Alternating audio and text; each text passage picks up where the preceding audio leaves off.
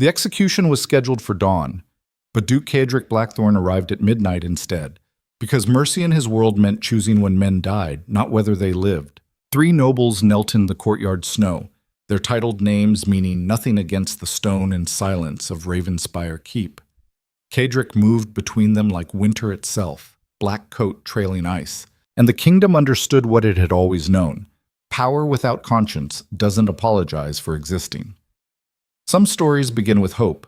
This one begins with the man who turned isolation into an empire, and the woman who walked into his darkness carrying weapons he didn't recognize. Stay with this. What happens next will make you question everything you thought you understood about strength, and whether the monsters we create ever deserve what they're desperate enough to destroy themselves for. The northern wind cut through Ravenspire's courtyard like a blade through silk, carrying the copper smell of snow and something sharper underneath.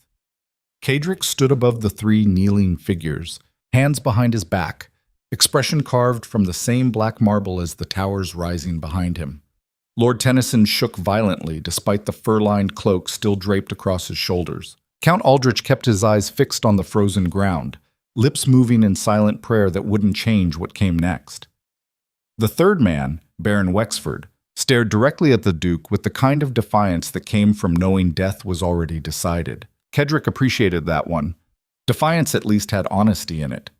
Captain Varro stood 10 paces to the left, hand resting on his sword hilt, waiting for the order that everyone knew was coming. The execution block sat empty between the prisoners and the Duke, wood stained dark from previous appointments with noble blood. You didn't execute men at midnight unless you wanted to send a message that echoed louder than any public spectacle. Cedric let the silence build until it became its own form of violence. Then he spoke, voice carrying across the courtyard without needing to rise above the wind. 20 years earlier, these men's fathers had stood in a similar courtyard while Cedric's own father had bled out from poison they'd commissioned. They'd smiled at the funeral, sent condolences written in ink that cost more than the assassin they'd hired. In the kingdom of Valamont, everyone played the long game. Cedric had just played it longer. Lord Tennyson finally broke, words spilling out in a desperate cascade. He offered gold, lands, daughters, anything the Duke wanted if he'd show mercy. The Baron actually laughed, a sharp, bitter sound that cut through Tennyson's pleading.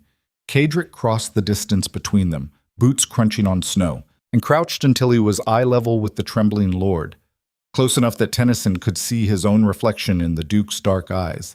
Mercy is what weak men beg for when strength abandons them, Cedric said quietly. Your fathers understood that. They showed my father exactly how much mercy power affords. He stood, turned to Captain Varro, and gave the order with the same tone men used to discuss weather. The blade fell 3 times before the bells rang for matins. Inside Ravenspire's great hall, fires burned in hearths tall enough to hold grown men, but the warmth never quite reached the corners where shadows gathered like courtiers waiting for an audience. Cedric stripped off his coat, tossing it across a chair that had been occupied by 7 different dukes before him, all of whom had died from either poison or plotting. He poured whiskey from a crystal decanter, the liquor amber in firelight, and drank it standing. The executions would spread through the capital by morning. Nobles would whisper in salons and drawing rooms, recalculating their positions, measuring their distance from the Duke's attention. Fear was currency in Valamont, and Cedric had just reminded everyone exactly how solvent House Blackthorn remained. His steward, Matthias, entered through the side door, shoulders bent from 40 years of carrying other men's secrets. The old man's face showed nothing, which meant he had something to say that nobody wanted to hear. Speak, Cedric said without turning from the fire. The king's messenger arrived an hour ago, Matthias replied. He's waiting in the east wing. Let him wait longer. He carries a royal decree, your grace. Cedric turned then, whiskey glass catching firelight. Royal decrees were politics wearing ceremony like a costume. The king in his southern palace barely controlled the capital anymore, let alone the northern territories. Every noble house knew it. Most were too careful to say it aloud. What does His Majesty want now? Cedric asked, voice carrying the particular contempt reserved for inherited authority that had long since spent its credibility. Matthias hesitated, which meant the answer was worse than either of them wanted. A bride, your grace. The king has arranged your marriage. The whiskey glass didn't shatter when Caedric set it down, but the silence that followed felt like breaking anyway. The king's messenger was a thin man named Cordell, who wore royal colors like armor and spoke with the careful precision of someone who'd seen men killed for delivering bad news. He stood in the East Wing's receiving room, surrounded by portraits of dead blackthorns who stared down from gilded frames with expressions ranging from cruel to crueler. Caedric entered without announcement, still wearing the same clothes he'd worn to the executions, and Cordell's face went the particular shade of white that came from realizing proximity to power was the same thing as proximity to danger. "You have exactly one opportunity to explain why the king believes he can dictate terms to me in my own fortress," Caedric said. Cordell produced a sealed document from inside his coat, hands shaking just enough to be visible. The royal seal was authentic, which meant the king was either desperate or stupid enough to think treaties still mattered in the north. "His Majesty wishes to strengthen the alliance between Crown and House Blackthorn," Cordell began, voice steady despite the fear bleeding through. "Lord Cedric Vale's daughter, Lady Seraphina, has been selected as your bride. The contract has been approved by the Royal Council, and—" Caedric crossed the room in 3 strides, took the document from Cordell's hands, and threw it into the nearest fire without breaking the seal. "Tell His Majesty," Caedric said quietly, "that I don't accept arranged marriages from men who can't control their own capital." Cordell's professionalism cracked. "Your Grace, Lord Vale's house is collapsing financially. The arrangement would save their bloodline while securing your position with the crown. Refusing a royal decree of this nature would be seen as treason," Caedric finished. "Yes, I'm familiar with how political threats disguise themselves as opportunities." He moved to the window overlooking Ravenspire's western approach, where the road from the capital cut through dark forests like a scar. The king was playing a game Caedric had mastered before the current monarch had learned to walk. Marry the duke to a failing noble house, create ties that looked like loyalty but functioned as leashes, and slowly draw the northern territories back under crown control. It was actually competent strategy, which meant someone smarter than the king had designed it. "When does the bride arrive?" Caedric asked. 3 days, Your Grace. The procession left the capital a week ago." Caedric laughed then, a sound without warmth. They'd sent the woman before receiving his consent, which meant refusal was never actually an option. The contract was political theater. The real message was simpler. Even in Ravenspire, even behind walls built from fear and maintained through blood, the Duke answered to someone. "Get out!" Caedric said. Cordell fled with the kind of speed that came from survival instinct finally overriding courtly protocol. Alone again, Caedric stared at the burning document, watching royal seals melt into ash, and felt something close to what other men might call anger. He'd spent 20 years turning the northern territories into a kingdom within a kingdom, crushing rebellion, executing traitors, building an empire where his word was the only law that mattered. And now some failing nobleman's daughter was being delivered to him like tribute, wrapped in marriage contracts and royal approval, another piece on a board he'd thought he'd already won. The whiskey tasted like ashes when he drank it. Seraphina's carriage arrived exactly on schedule, rolling through Ravenspire's outer gates while storm clouds gathered overhead like witnesses to a funeral. Caedric watched from the keep's highest tower, a vantage point that turned arriving guests into small figures playing roles in someone else's story. The procession was modest by noble standards. 2 carriages, a handful of guards wearing Vale House colors, and enough luggage to suggest the bride wasn't expecting to return home. Practical. Most noble families would have sent a parade, desperate to display wealth they no longer possessed. Caedric descended the tower stairs with measured steps, giving the household time to arrange the formal greeting. Captain Varro waited in the entrance hall with 20 armed guards, because weddings and executions both required witnesses. "She'll be terrified," Varro said quietly. "Good," Caedric replied. "Fear keeps people honest." The great hall had been prepared with the same care reserved for visiting dignitaries who needed to be impressed before being controlled. Torches burned in iron sconces along the walls, casting shadows that made the vaulted ceiling seem even higher. Servants stood in precise formations, faces blank, trained never to react to whatever violence or cruelty they witnessed. Caedric took his position at the hall's center, surrounded by the architecture of power, and waited. The doors opened. Lady Seraphina Vale entered, flanked by two handmaids and an older woman who carried herself with the rigid dignity of fallen nobility, clinging to protocol. But Kaedric's attention fixed on the bride herself, cataloging details the way generals studied battlefields before the first charge. She was younger than he'd expected, maybe 23, with dark hair pulled back from a face that would have been beautiful if it wasn't currently demonstrating the kind of composure that came from practice rather than confidence. Her dress was fine, but not extravagant, cut in a style that was 2 seasons behind the capital's current fashion. Her hands, folded carefully in front of her, showed no trembling. She met his eyes without flinching. Kaedric revised his initial assessment. This woman wasn't terrified. She was performing calm while something else burned underneath, something she'd learned to hide from men who would use fear against her. "Lady Seraphina," he said, voice carrying through the hall. "Welcome to Ravenspire." She curtsied with perfect form, a gesture that managed to convey respect without any actual submission. "Your Grace," she replied. "Thank you for receiving me." The formality was expected, but her tone carried an edge he couldn't quite identify. Not defiance exactly, more like someone reading lines from a script they'd already decided to rewrite. "I trust your journey was comfortable," Kaedric continued, playing his role in the aristocratic theater they were both trapped inside.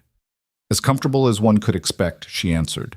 "Though I confess the road to Ravenspire is somewhat more dramatic than described." One of her handmaids made a small noise that might have been suppressed laughter.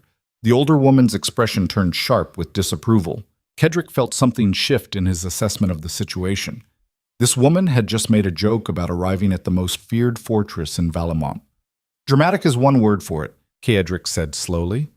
"Others might choose ominous, forbidding, fatal to those who arrive with poor intentions." Seraphina's composure didn't crack.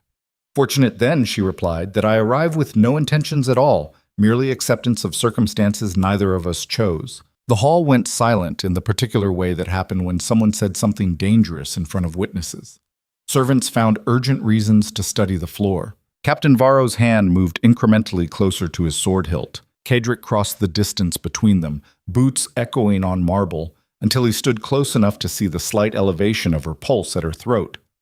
Up close, he could see the calculation behind her calm expression, the intelligence that had already measured him and found the exact edge of what she could say without triggering consequences. "You're correct," he said quietly. "Neither of us chose this arrangement, but we both live with the consequences. The question is whether you understand what those consequences entail." She held his gaze, and for just a moment something raw showed through the performance, something that looked like the kind of exhaustion that came from years of being traded between powerful men who saw her as a solution to their problems rather than a person. "I understand perfectly, Your Grace," she said. "I'm a transaction, a signature on a contract designed to save my father's failing house, while providing you with a crown-approved bride who conveniently ties you closer to royal interests. I don't expect kindness. I don't expect affection. I expect to fulfill my role and survive it." The honesty landed like a blade between ribs.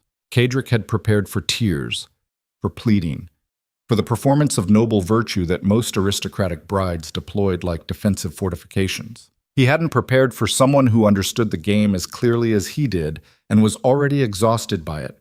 "Matthias," Kaedric said without looking away from Seraphina, "show Lady Vale to her chambers. We'll discuss the wedding arrangements tomorrow." He turned and walked away before she could respond, because staying in that hall with her brutal honesty and her barely concealed rage would have required either breaking her or respecting her, and he wasn't ready to decide which option served his purposes better. Night settled over Ravenspire like a siege, and Kaedric stood in his private study surrounded by maps of the northern territories and reports from a dozen different agents embedded in noble houses across Valemont. Information was sharper than any sword, and he'd built his empire on knowing every secret worth knowing before anyone realized their secret was valuable. A knock interrupted his review of grain production reports from the eastern provinces. "Enter," he called. Captain Varro stepped inside, closing the door behind him with the careful precision of a man about to deliver news his commander wouldn't want to hear. "The bride's household staff is requesting additional chambers for her library," Varro said. "Apparently Lady Seraphina travels with approximately 300 books." Kaedric looked up from the reports. 300. "Yes, Your Grace." Her handmaid was quite specific about the number. also about the required environmental conditions. Apparently, several volumes are rare first editions that require careful temperature control. This was not information Caedric had expected to receive about his crown-appointed bride. Most noble women he'd encountered collected jewels, gossip, and strategic alliances. Books suggested something different, something potentially more dangerous. What kind of books, he asked. Varro consulted a list he'd apparently prepared for exactly this question. Military history, political philosophy, several collections of poetry in 3 different languages, agricultural economics, and what the handmaid described as an unfortunately comprehensive collection of banned texts on governance theory. Caedric set down the report he'd been reading. His bride was either remarkably educated or remarkably stupid, and given how she'd handled their first meeting, stupidity seemed unlikely. Accommodate the request, he said, and have Matthias provide me with a complete inventory of those banned texts. Varro nodded but didn't leave, which meant there was more. Speak, Caedric ordered. The servants are talking, Your Grace. They say Lady Seraphina spent her first hour in her chambers reading to her handmaids, from a philosophy text. In ancient Gallian, what specifically was she reading? Varro's expression suggested he'd really rather not answer. A treatise on the fundamental corruption of inherited power structures and the philosophical justification for redistributing authority to those who demonstrate competence rather than those who merely inherit titles. The silence that followed was profound. Caedric's bride, delivered by royal decree to strengthen crown ties and political stability, had arrived with a library full of revolutionary philosophy and was apparently spending her first night in Ravenspire reading seditious texts to her staff. It was possibly the most interesting thing that had happened in years. Increase the household guard rotation around her chambers, Caedric said finally. Not to restrict her movements, but to observe them. I want reports on everything she reads, everyone she speaks with, and any correspondence that arrives. You suspect treachery? Varro asked. Caedric considered the question. No, he said slowly. I suspect intelligence, which can be far more dangerous. After Varro left, Caedric returned to his maps and reports, but his attention kept drifting to the implications of what he'd just learned. The king had sent him a bride who was either a revolutionary, a scholar, or both. Someone had made a catastrophic miscalculation about what kind of woman could be safely married to the Northern Territory's most ruthless duke. Or someone had made a brilliant calculation about what kind of chaos could be created by putting those 2 people in the same fortress.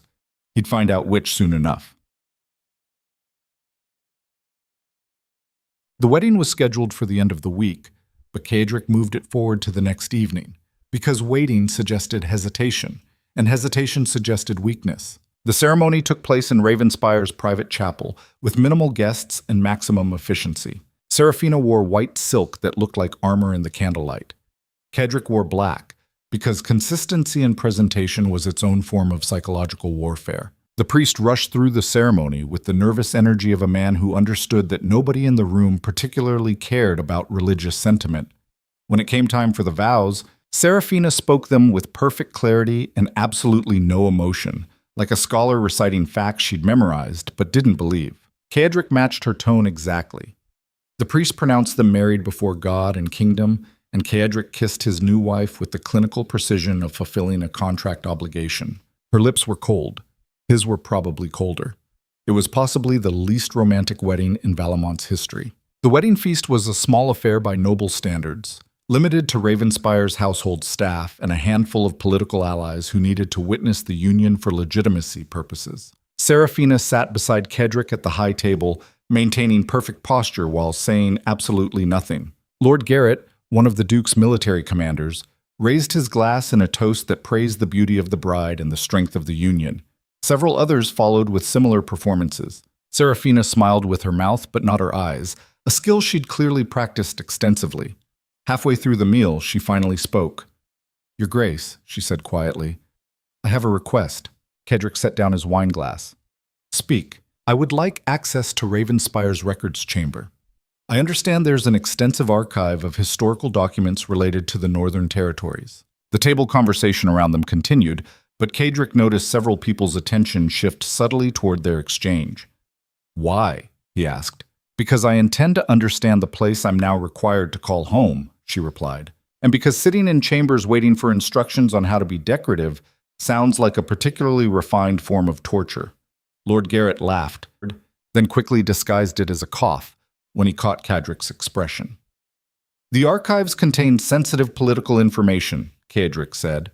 Documents that could be dangerous in the wrong hands. Seraphina met his eyes with that same exhausted honesty she'd shown in the Great Hall. Your Grace, I'm now legally bound to this house whether I wish to be or not. I suspect making me more informed about my situation serves your interests better than keeping me decoratively ignorant. Unless you believe knowledge makes me more of a threat than an asset.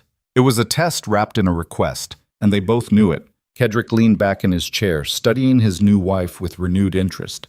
She was navigating the dangerous space between submission and defiance with remarkable precision, offering logic instead of emotion, framing her request as beneficial to him rather than pleading for permission. You'll be accompanied by guards, he said finally, and Matthias will inventory everything you access. Understood? She replied. And Seraphina, he added, using her name for the first time since the ceremony. Yes, Your Grace. If you find anything in those archives you think I don't already know about, you're wrong. I'm testing whether you're intelligent enough to recognize what's valuable and honest enough to admit what you discover. She nodded slowly. Then I suppose we're both conducting tests, she said. You're measuring my intelligence and honesty. I'm measuring whether you're the tyrant everyone claims or merely someone playing the role so effectively that the difference no longer matters. The table went silent. Several nobles found urgent reasons to study their plates. Lord Garrett's expression suggested he was reconsidering every assumption he'd made about the new Duchess. Cadrick felt something close to what other men might recognize as anger, except sharper and more clarifying. This woman had just challenged him at his own wedding feast, in front of witnesses, using philosophy instead of insults. He should have her removed from the hall, should make an example that reminded everyone exactly what happened to people who questioned him publicly. Instead, he smiled. It was not a kind smile. Welcome to Ravenspire, Duchess, he said quietly. I suspect you'll find the answer to your question more complicated than you expect. Their wedding night was a study in practiced distance. Seraphina's chambers connected to his through a shared sitting room, and they both retreated to their separate spaces without discussion. Cadrick heard her moving around on the other side of the wall, the soft sounds of someone preparing for sleep in a strange place. He didn't visit her chambers. She didn't knock on his door. The marriage was legal and public, and that was sufficient for both their purposes. Cadrick stood at his window overlooking the dark valley below, whiskey glass warming in his hand, and considered what he'd actually acquired through this arrangement. Not a decorative bride who would smile at banquets and produce heirs on schedule.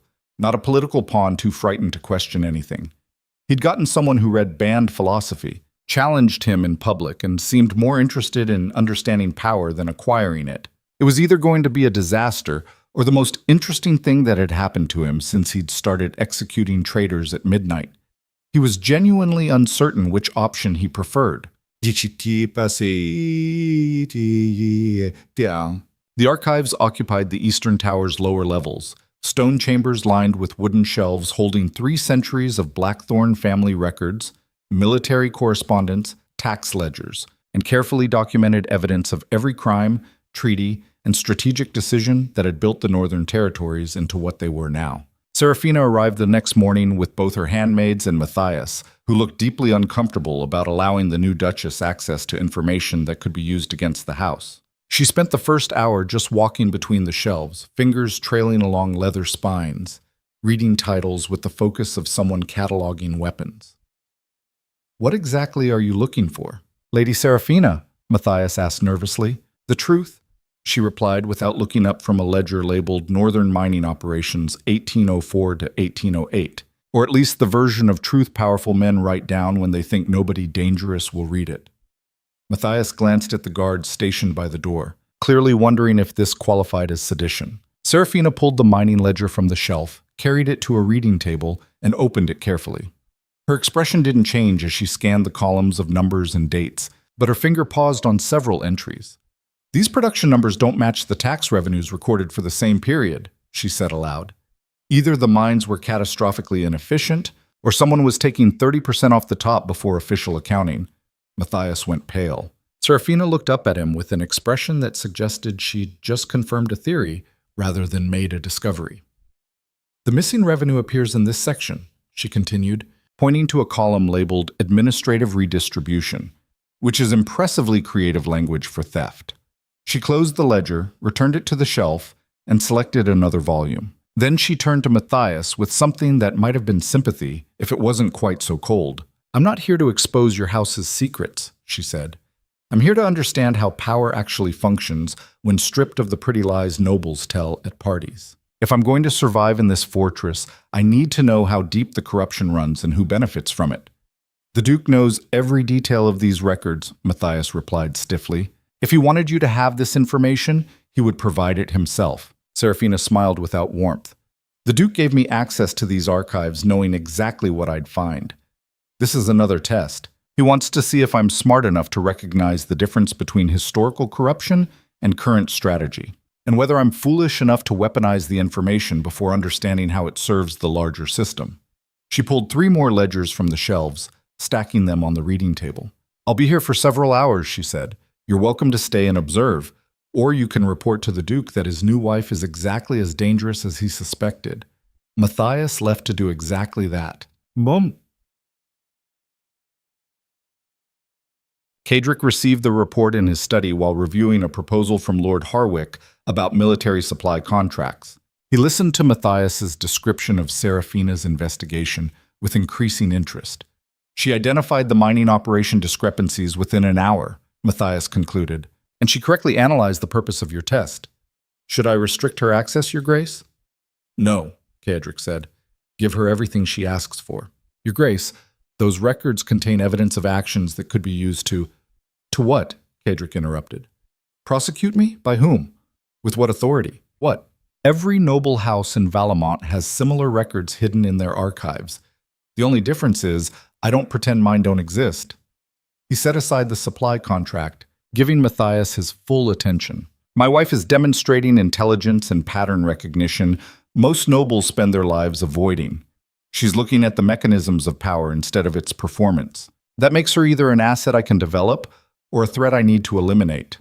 "And which do you believe she is?" Matthias asked carefully. Cadric considered the question. "I believe," he said slowly, "that she's the first person to arrive at Ravenspire in 20 years who isn't performing fear badly while plotting quietly. She's performing honesty while calculating brilliantly. That's either refreshing or catastrophically dangerous." He stood, moving to the window that overlooked the eastern tower. "Tell me, Matthias, if you were an intelligent woman trapped in a political marriage to a man known for executing people who inconvenience him, what would you do?" "Attempt to make myself useful," Matthias replied immediately. "Demonstrate value that outweighs the threat I represent." "Exactly," Cadric said. "She's showing me she can analyze power structures and identify corruption without moral judgment. She's proving she understands how things actually work instead of how they're supposed to work. That's the profile of someone who could be extraordinarily useful if properly directed, or extraordinarily dangerous if she decides to redirect herself," Matthias added. Cadric smiled. "Yes. Which is why the next few weeks will determine whether I've acquired a partner or merely another problem requiring permanent solution." He turned from the window. "Increase observation, but don't restrict her access. I want detailed reports on everything she reads and everyone she speaks with. And Matthias, make sure she knows the observation is happening. Let her understand surveillance is part of the architecture here." "You want her afraid?" Matthias asked. "No," Cadric replied. "I want her informed. Fear makes people stupid. Information makes them careful. Careful people are far more interesting." 3 days after the wedding, Seraphina requested a private meeting with the Duke. They met in the western sitting room, a smaller chamber Cadric occasionally used for discussions that required discretion. She arrived precisely on time, wearing a dark blue dress that was practical rather than decorative, and carrying a leather notebook. "Your Grace," she said, sitting when he gestured to the chair across from his desk. "Thank you for seeing me. You had something to discuss," Cadric replied, watching her arrange her notebook with precise movements. "Several things, actually. First, I've completed my initial review of your family archives. The financial records from 1795 through 1820 reveal a systematic pattern of revenue diversion that funded military expansion while maintaining the appearance of lawful taxation." "Yes," Cadric said. And it was brilliant strategy," she continued. You built a private army using public resources while ensuring every noble house in the region was equally compromised by similar practices. Mutual corruption creates stability more effectively than law.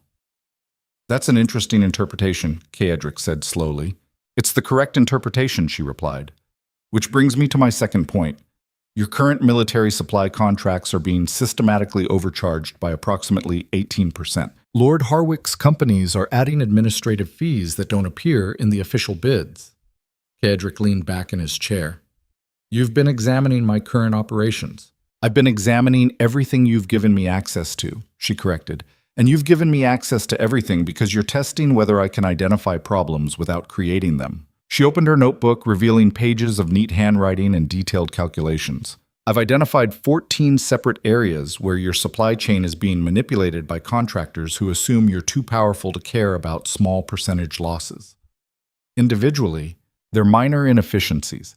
Collectively, they represent approximately 200,000 gold crowns annually. The amount was significant enough to fund 3 additional military companies for a year. You're suggesting I'm being robbed, Kaedric said. I'm suggesting you're allowing yourself to be robbed by men who mistake your focus on larger strategic goals for ignorance about operational details, Seraphina replied. It's brilliant political theater if it's intentional. It's catastrophic vulnerability if it's not. The room went quiet except for the fire crackling in the hearth. Kaedric had known about most of the supply chain corruption. Some of it was intentional, allowing certain nobles to profit enough to stay loyal without growing powerful enough to become threats. But several of the items Seraphina had identified were genuine gaps in his oversight, blind spots that had developed while he'd focused on political maneuvering instead of administrative precision. His new wife had just revealed she could audit complex financial operations and present findings without judgment or demands. "What do you propose?" he asked. Seraphina met his eyes. "I propose you allow me to review all major contracts and financial operations, not to control them, but to identify inefficiencies and corruption you might not have time to monitor personally. In exchange, I gain a complete understanding of how your power actually functions, and you gain an administrative asset who has no political affiliations to corrupt my analysis." "You're offering to become my personal auditor," Kaedric said. "I'm offering to make myself useful in ways that serve both our interests," she replied. "You need information about whether your systems are working as designed. I need to understand those systems well enough to survive in this environment. Mutual benefit creates better foundations than mutual suspicion." It was exactly the kind of logical proposition that appealed to Kaedric's preference for efficiency over sentiment. "There would be conditions," he said. "Of course," she replied. "Everything you discover gets reported directly to me. No private knowledge, no strategic withholding of information." "Agreed. You work with Matthias and my financial administrators. They answer to me, which means you answer to me." "Understood." "And Seraphina," he added, tone dropping to something colder, "if you ever use the information you gather against me or this house, I will consider it treason." "Do you understand what I do to traitors?" She held his gaze without flinching. "I attended your midnight execution 3 days before my wedding, Your Grace. I understand perfectly what happens to people who betray you." The honesty was somehow more effective than any promise of loyalty could have been. "Then we have an arrangement," Kaedric said. Seraphina stood, smoothing her dress. "One more thing, Your Grace." "Yes. Stop having guards follow me everywhere. I'm not going to flee Ravenspire, and the observation is wasteful of resources you could deploy more effectively elsewhere." "The guards stay," Kaedric replied. "But I'll have them operate with more discretion." She nodded, clearly recognizing a negotiation's natural endpoint. "Thank you, Your Grace." After she left, Kaedric sat alone in the study, considering what had just occurred. He'd given his politically arranged bride access to the most sensitive operational details of his empire, and she'd responded by offering to systematically improve his administrative efficiency. It was possibly the strangest marriage negotiation he'd ever conducted, and the most promising. Word of the new Duchess's activities spread through Ravenspire's household within days, carried by servants who whispered in kitchens and guards who compared notes during shift changes. Lady Seraphina spent her mornings in the archives, her afternoons in administrative meetings, and her evenings reading in her chambers. She spoke to everyone with the same polite distance, asked detailed questions about operations most nobles ignored, and appeared completely uninterested in the social performance aristocratic women typically deployed. The staff didn't know whether to be terrified or relieved. Captain Varro reported the gossip to Kaedric during their weekly security briefing. "They say she's like you, Your Grace," Varro concluded. "Cold, analytical, more interested in how things work than how they appear." Kaedric looked up from the military deployment map spread across his desk. "Is that a compliment or a concern, Captain?" "Both," Varro admitted. "A duke who rules through fear is predictable. A duchess who analyzes everything is either your greatest asset or your most sophisticated threat." "And which do you believe she is?" Kaedric asked. Varro hesitated, which meant he'd actually given the question serious thought. "I believe she's someone who arrived expecting to be destroyed and decided to become valuable instead. That kind of survival intelligence is either loyal until death or brilliantly patient before betrayal." It was an accurate assessment. "Maintain current observation protocols," Kaedric ordered, "and make sure she knows her activities are being monitored. I want her to understand that visibility is part of the agreement." After Varro left, Kaedric returned to his maps, but his attention kept drifting to the implications of what was developing. He'd married a woman who could audit his empire, identify his vulnerabilities, and present the findings with clinical precision. She could become an extension of his power, amplifying his reach into administrative spaces he normally delegated. Or she could be gathering exactly the kind of detailed intelligence needed to tear everything down from the inside. The uncertainty was almost refreshing. The first real collision came 2 weeks after the wedding, during a meeting with Lord Harwick about the military supply contracts Seraphina had flagged. Harwick arrived at Ravenspire wearing expensive silks and the confident expression of a man who'd been doing business with House Blackthorn for 20 years without consequence. He settled into the chair across from Kaedric's desk, accepted wine from a servant, and smiled with practiced ease. "Your Grace," Harwick began, "I received a rather unusual inquiry from your steward about contract pricing structures. I wanted to address any concerns directly." Kaedric let the silence build before responding. "My concerns are simple, Lord Harwick. Your companies have been systematically overcharging military supply contracts by approximately 18% through administrative fees that don't appear in official bids." Harwick's smile didn't quite falter. "Your Grace, those fees cover legitimate operational costs that are not detailed in your contracts," Kaedric interrupted, "which makes them either fraudulent charges or creative theft, depending on how charitably I interpret your practices." The temperature in the room seemed to drop several degrees. "I assure you, Your Grace," Harwick began again, his composure cracking slightly, "that any pricing irregularities are the result of administrative oversight rather than intentional." The door opened before he could finish. Seraphina entered without announcement, carrying her leather notebook and moving with the purposeful stride of someone who'd calculated exactly when to interrupt a conversation for maximum impact. "Your Grace," she said, nodding to Kaedric before turning to Harwick. "Lord Harwick, how convenient. I wanted to discuss the specific administrative fees you mentioned." She opened her notebook, laying it on Kaedric's desk so both men could see the detailed calculations. "You claim these fees cover operational costs," she continued, "but your own company records show those costs are already factored into the base pricing, which means you're charging the Duke twice for the same services. That's not administrative oversight. That's structured fraud." Harwick's face went from surprised to furious. "Lady Seraphina, these are complex business arrangements that I've spent the past week analyzing in detail," she interrupted smoothly. "I've reviewed your contracts against industry standards, compared them to your competitors' pricing, and cross-referenced your claimed costs against actual market rates. Would you like me to continue, or would you prefer to renegotiate your contracts to reflect accurate pricing?" The silence that followed was profound. Kaedric watched the exchange with something close to what other men might recognize as satisfaction. His wife had just publicly demolished a noble's fraudulent business practices, using nothing but mathematics and documentation, and she'd done it with the same cold precision Kaedric used when executing traitors. "Lord Harwick," Kaedric said quietly, "you have two options. Renegotiate your contracts to eliminate fraudulent fees and repay the overcharges from the past 3 years. Or I terminate our arrangement entirely and explain to the other noble houses why you're no longer doing business with the Northern Territories." Harwick understood immediately which option allowed him to keep his wealth and reputation intact. "I'll have revised contracts prepared within the week, Your Grace," he said stiffly. Excellent, Kedrick replied. The Duchess will review them before I sign anything. After Harwick left, Seraphina remained standing by the desk, notebook still open, expression neutral. You could have warned me you were joining that meeting, Kedrick said. You could have told me you'd already scheduled it, she replied. I assumed you wanted him confronted with evidence directly, rather than giving him time to prepare defenses. It was accurate reasoning. You just publicly humiliated a noble who's maintained contracts with this house for 2 decades, Kedrick pointed out. I just saved you approximately 600,000 gold crowns, she corrected. Whether that's worth more than Lord Harwick's pride is a calculation only you can make.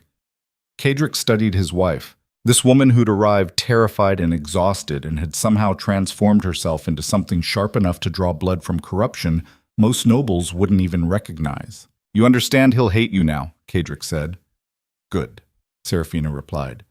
Men who steal from power should hate the people who stop them. It clarifies where everyone stands. She closed her notebook, smoothing her hands across the leather cover.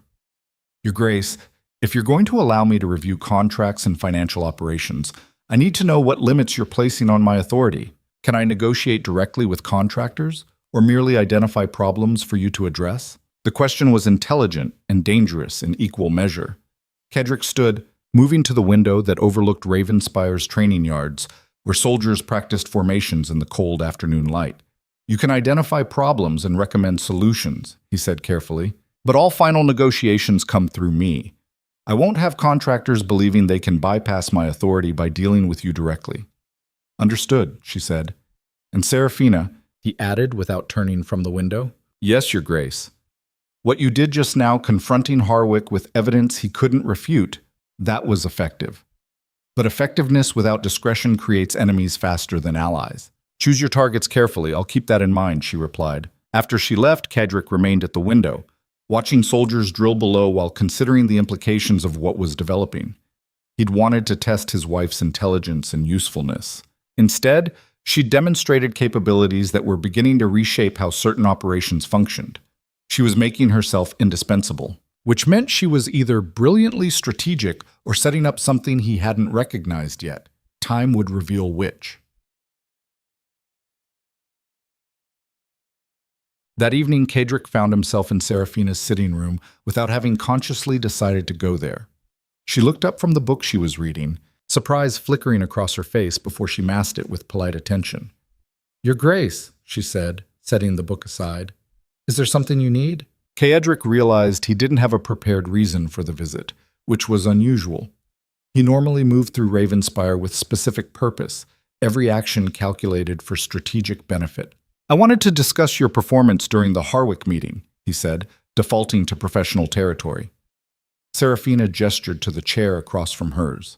He sat, which felt strangely informal compared to their usual interactions across desks and conference tables. You handled that situation effectively, he continued, but you also demonstrated exactly why most nobles consider intelligence in women more threatening than weapons. Is that a warning? She asked. An observation, he replied.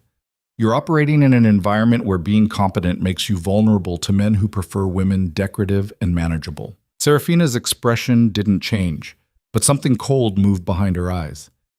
Your Grace, I've been considered threatening since I learned to read at age 7 and asked my father why noble houses claim divine right to rule when their competence suggested otherwise. Being dangerous to fragile male egos isn't new.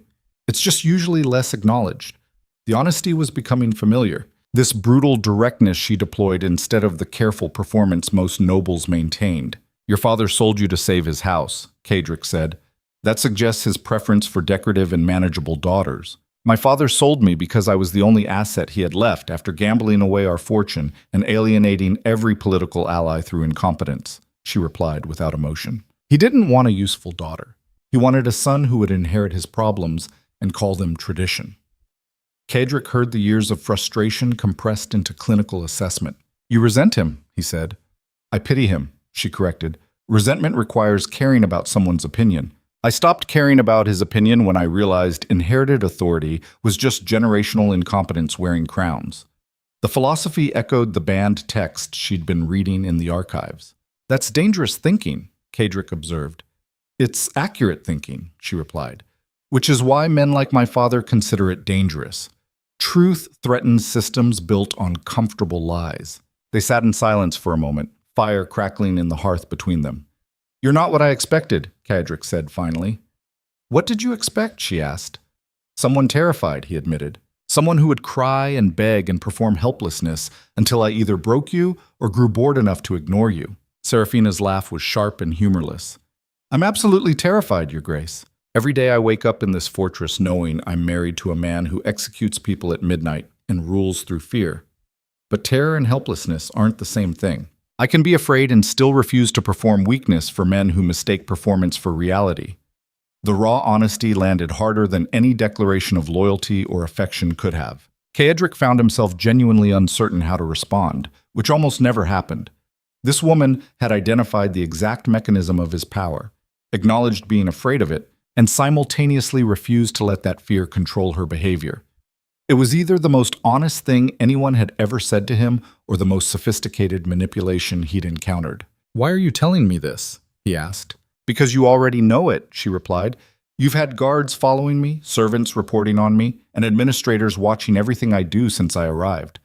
You know I'm terrified. You know I'm calculating survival strategies. Pretending otherwise wastes both our time."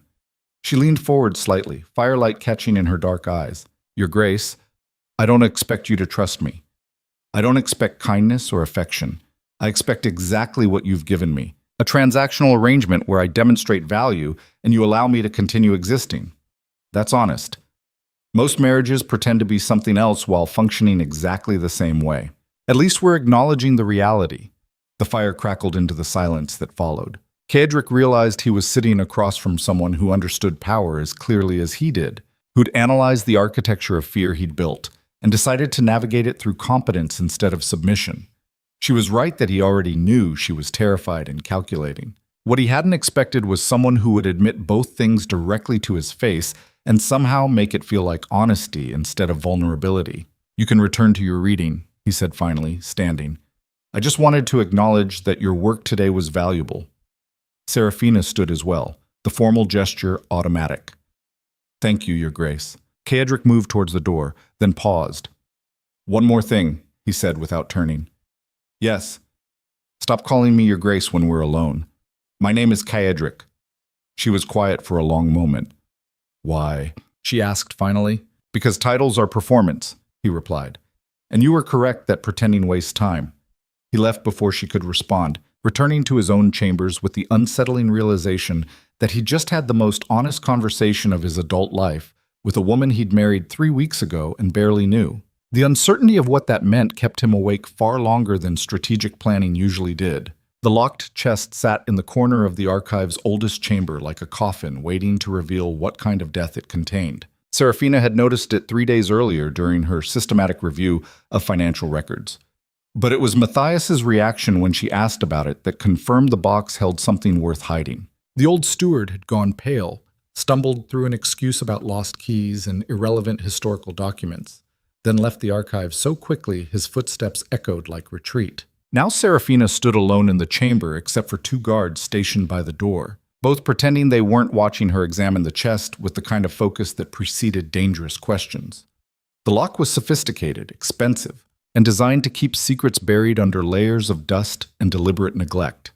She ran her fingers along the wood, feeling the grain, calculating how much effort someone had invested in making sure this particular box stayed closed. The guards shifted uncomfortably behind her. "One of you knows where the key is," she said without turning around. Silence. She turned then, meeting their eyes with the same clinical assessment she used when reviewing fraudulent contracts. Both men were household guards, loyal to Caedric through years of service and probably several incidents they'd witnessed that made loyalty seem safer than alternatives. "I'm not asking you to betray the Duke," she continued. "I'm asking whether this chest contains information he wants me to find or information he wants to remain hidden. There's a difference." The taller guard, a man named Brennan with a scar running through his left eyebrow, finally spoke. "The Duke doesn't discuss that chest, my lady. Matthias has standing orders that nobody opens it without direct permission, which means it contains something either extremely valuable or extremely dangerous," Seraphina said. "Possibly both."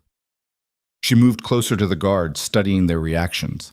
You've both been stationed in these archives multiple times during my research. You've watched me identify corruption, expose fraud, and demonstrate that I understand how power actually functions in this fortress. Do you believe I'm a threat to House Blackthorn? Brennan and his partner exchanged glances that communicated entire conversations. We believe you're intelligent, my lady, Brennan said carefully, which makes you either an asset or a threat, depending on what you do with information. Correct, Seraphina replied. So here's what I'm going to do.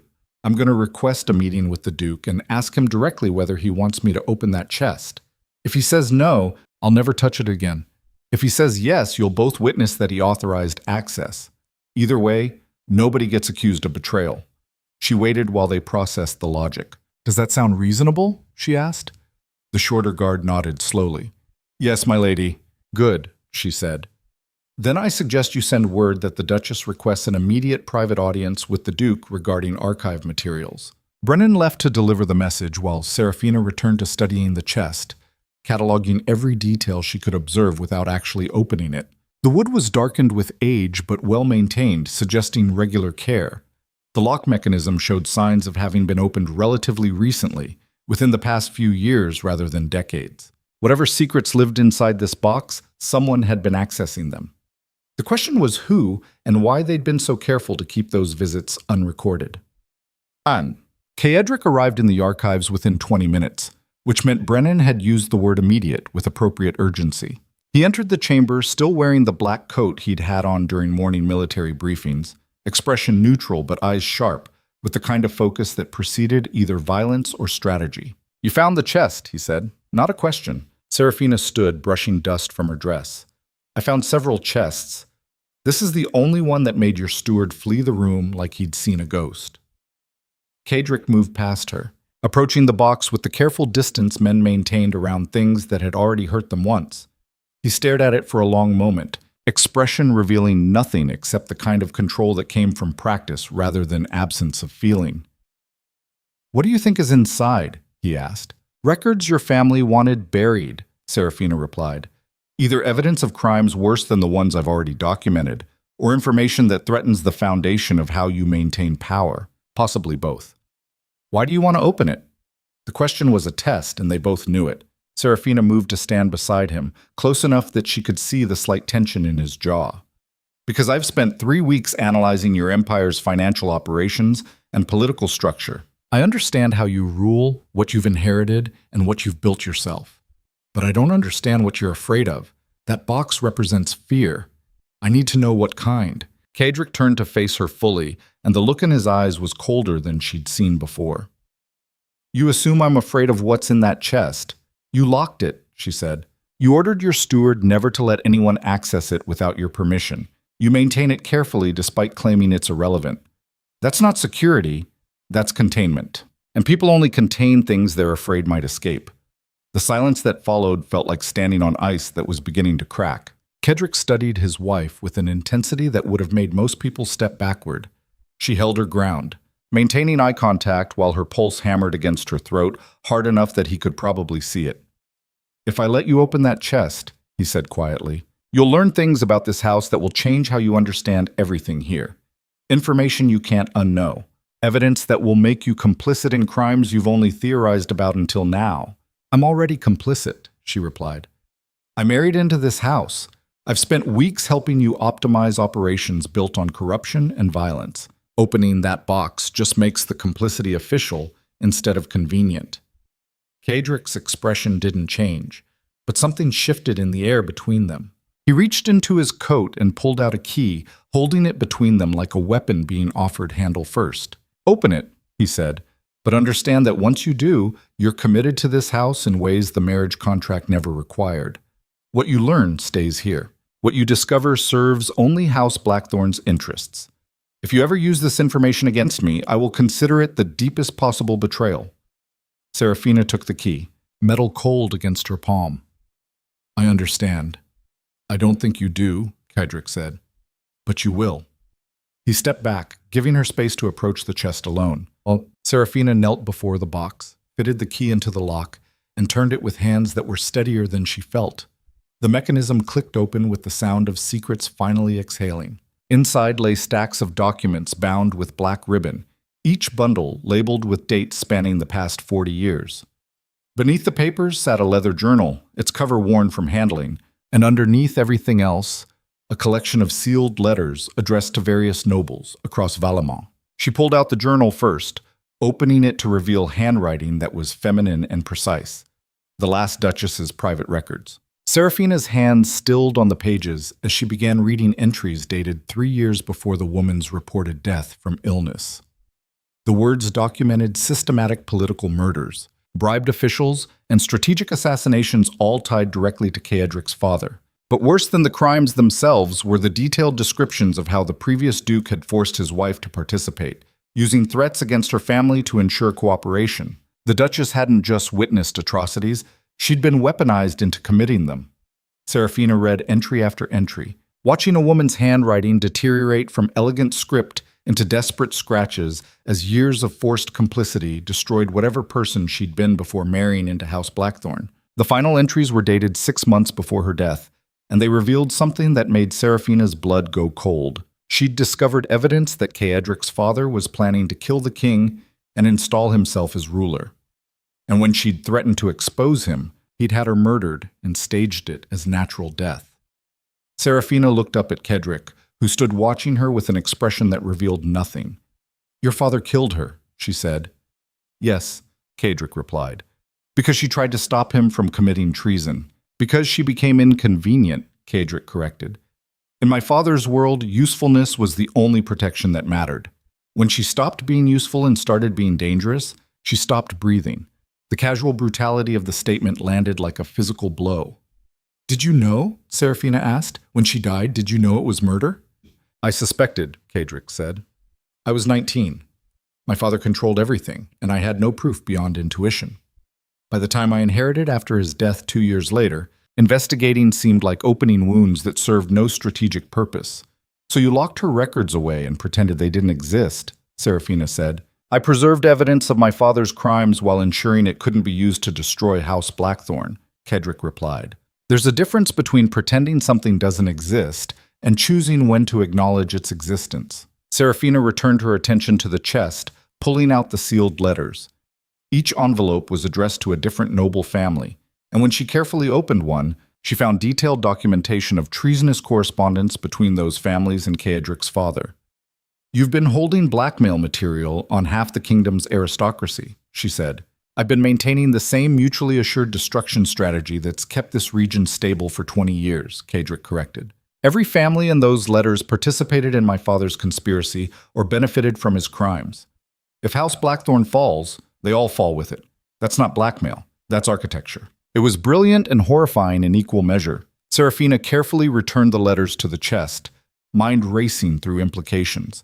The locked box didn't just contain evidence of past crimes.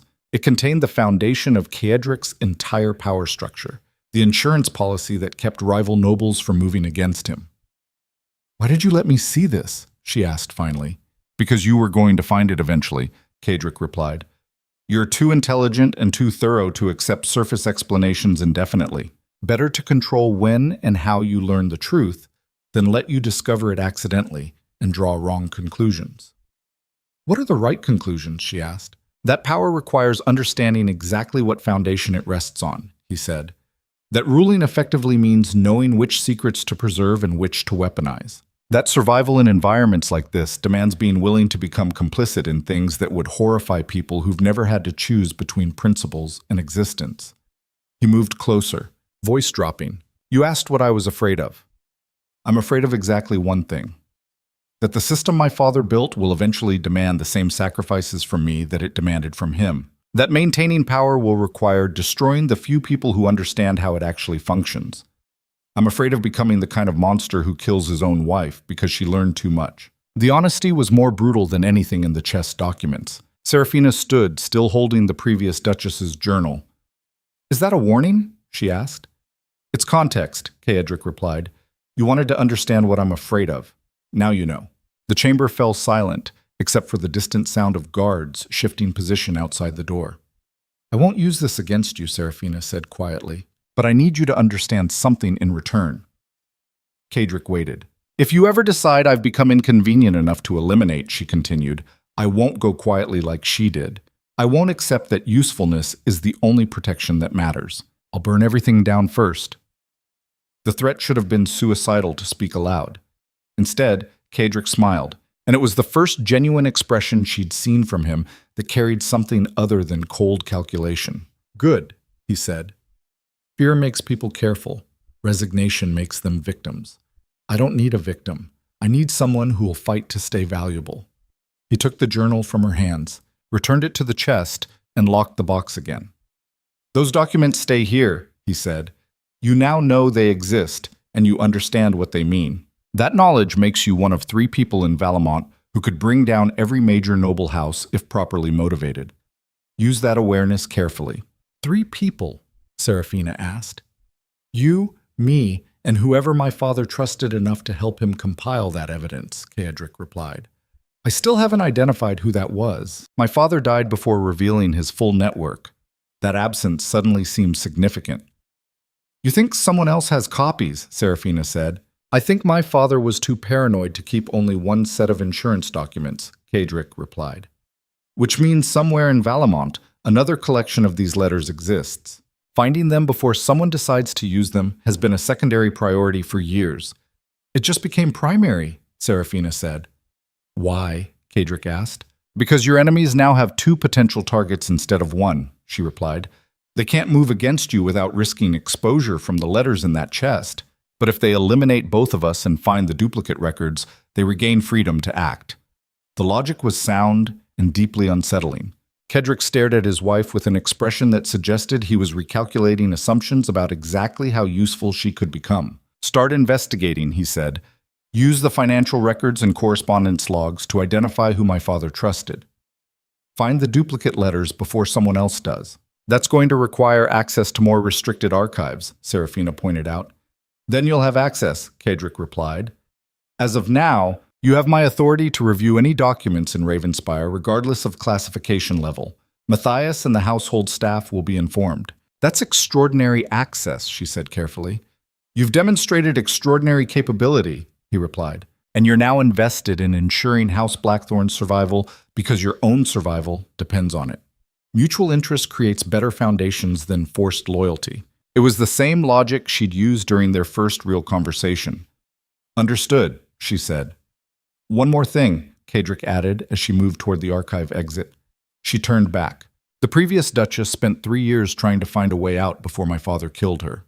She had family connections, political allies, and strategic options. None of it saved her. Do you understand why? Because she tried to escape instead of learning to navigate, Seraphina replied. Exactly, Kadric said. Escape suggests the prison is stronger than the prisoner. Navigation suggests the prisoner is learning to use the architecture. You're navigating. Keep doing that. After she left, Kadric remained in the archives, staring at the locked chest and considering what he'd just done. He'd given his wife comprehensive access to the most dangerous information House Blackthorn possessed, revealed his father's crimes in explicit detail, and effectively made her a partner in maintaining the power structure that kept the Northern Territories stable. It was either the most strategic decision he'd made in years or a catastrophic miscalculation that would eventually destroy everything he'd built. The uncertainty was becoming familiar, and disturbingly he was starting to prefer it to the absolute control he'd maintained before Seraphina arrived. Word of the Duchess's expanded authority spread through Ravenspire's household within hours, carried by servants who understood that power shifts created opportunities for those clever enough to recognize them. By evening, half the staff had found reasons to interact with Seraphina, testing whether her new status translated into accessible influence. She handled each interaction with the same careful distance, neither encouraging false familiarity nor demonstrating the kind of cruelty that would make people fear approaching her with useful information. It was a balance Kadric recognized because he'd spent years maintaining the same careful position between approachable and terrifying. They met for dinner in the smaller dining hall, a private space where conversations could occur without performing for witnesses. Seraphina arrived wearing a dark green dress that was elegant but practical, and carrying a leather folder stuffed with documents. You're working during dinner, Kadric observed as she settled into the chair across from him. I found something in the correspondence logs, she replied, setting the folder on the table. Your father maintained regular communication with someone using the codename Verity. The letters span 15 years and stop abruptly 6 months before his death. Verity, Kadric repeated. I've never seen that name in any of his records. That's because the correspondence was filed under agricultural trade agreements, Seraphina said. Boring administrative records nobody would examine closely. But the actual content discusses political strategy, intelligence gathering, and coordination of what appears to be the treason conspiracy documented in the chest. She opened the folder, spreading several letters across the table. Whoever Verity was, they were your father's closest advisor, and probably the person who helped compile the blackmail evidence.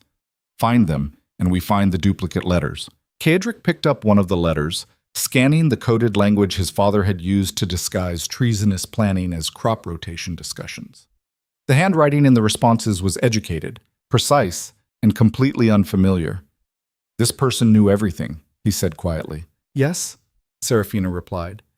Which means they're either dead or they've been waiting 20 years for the right moment to use what they know.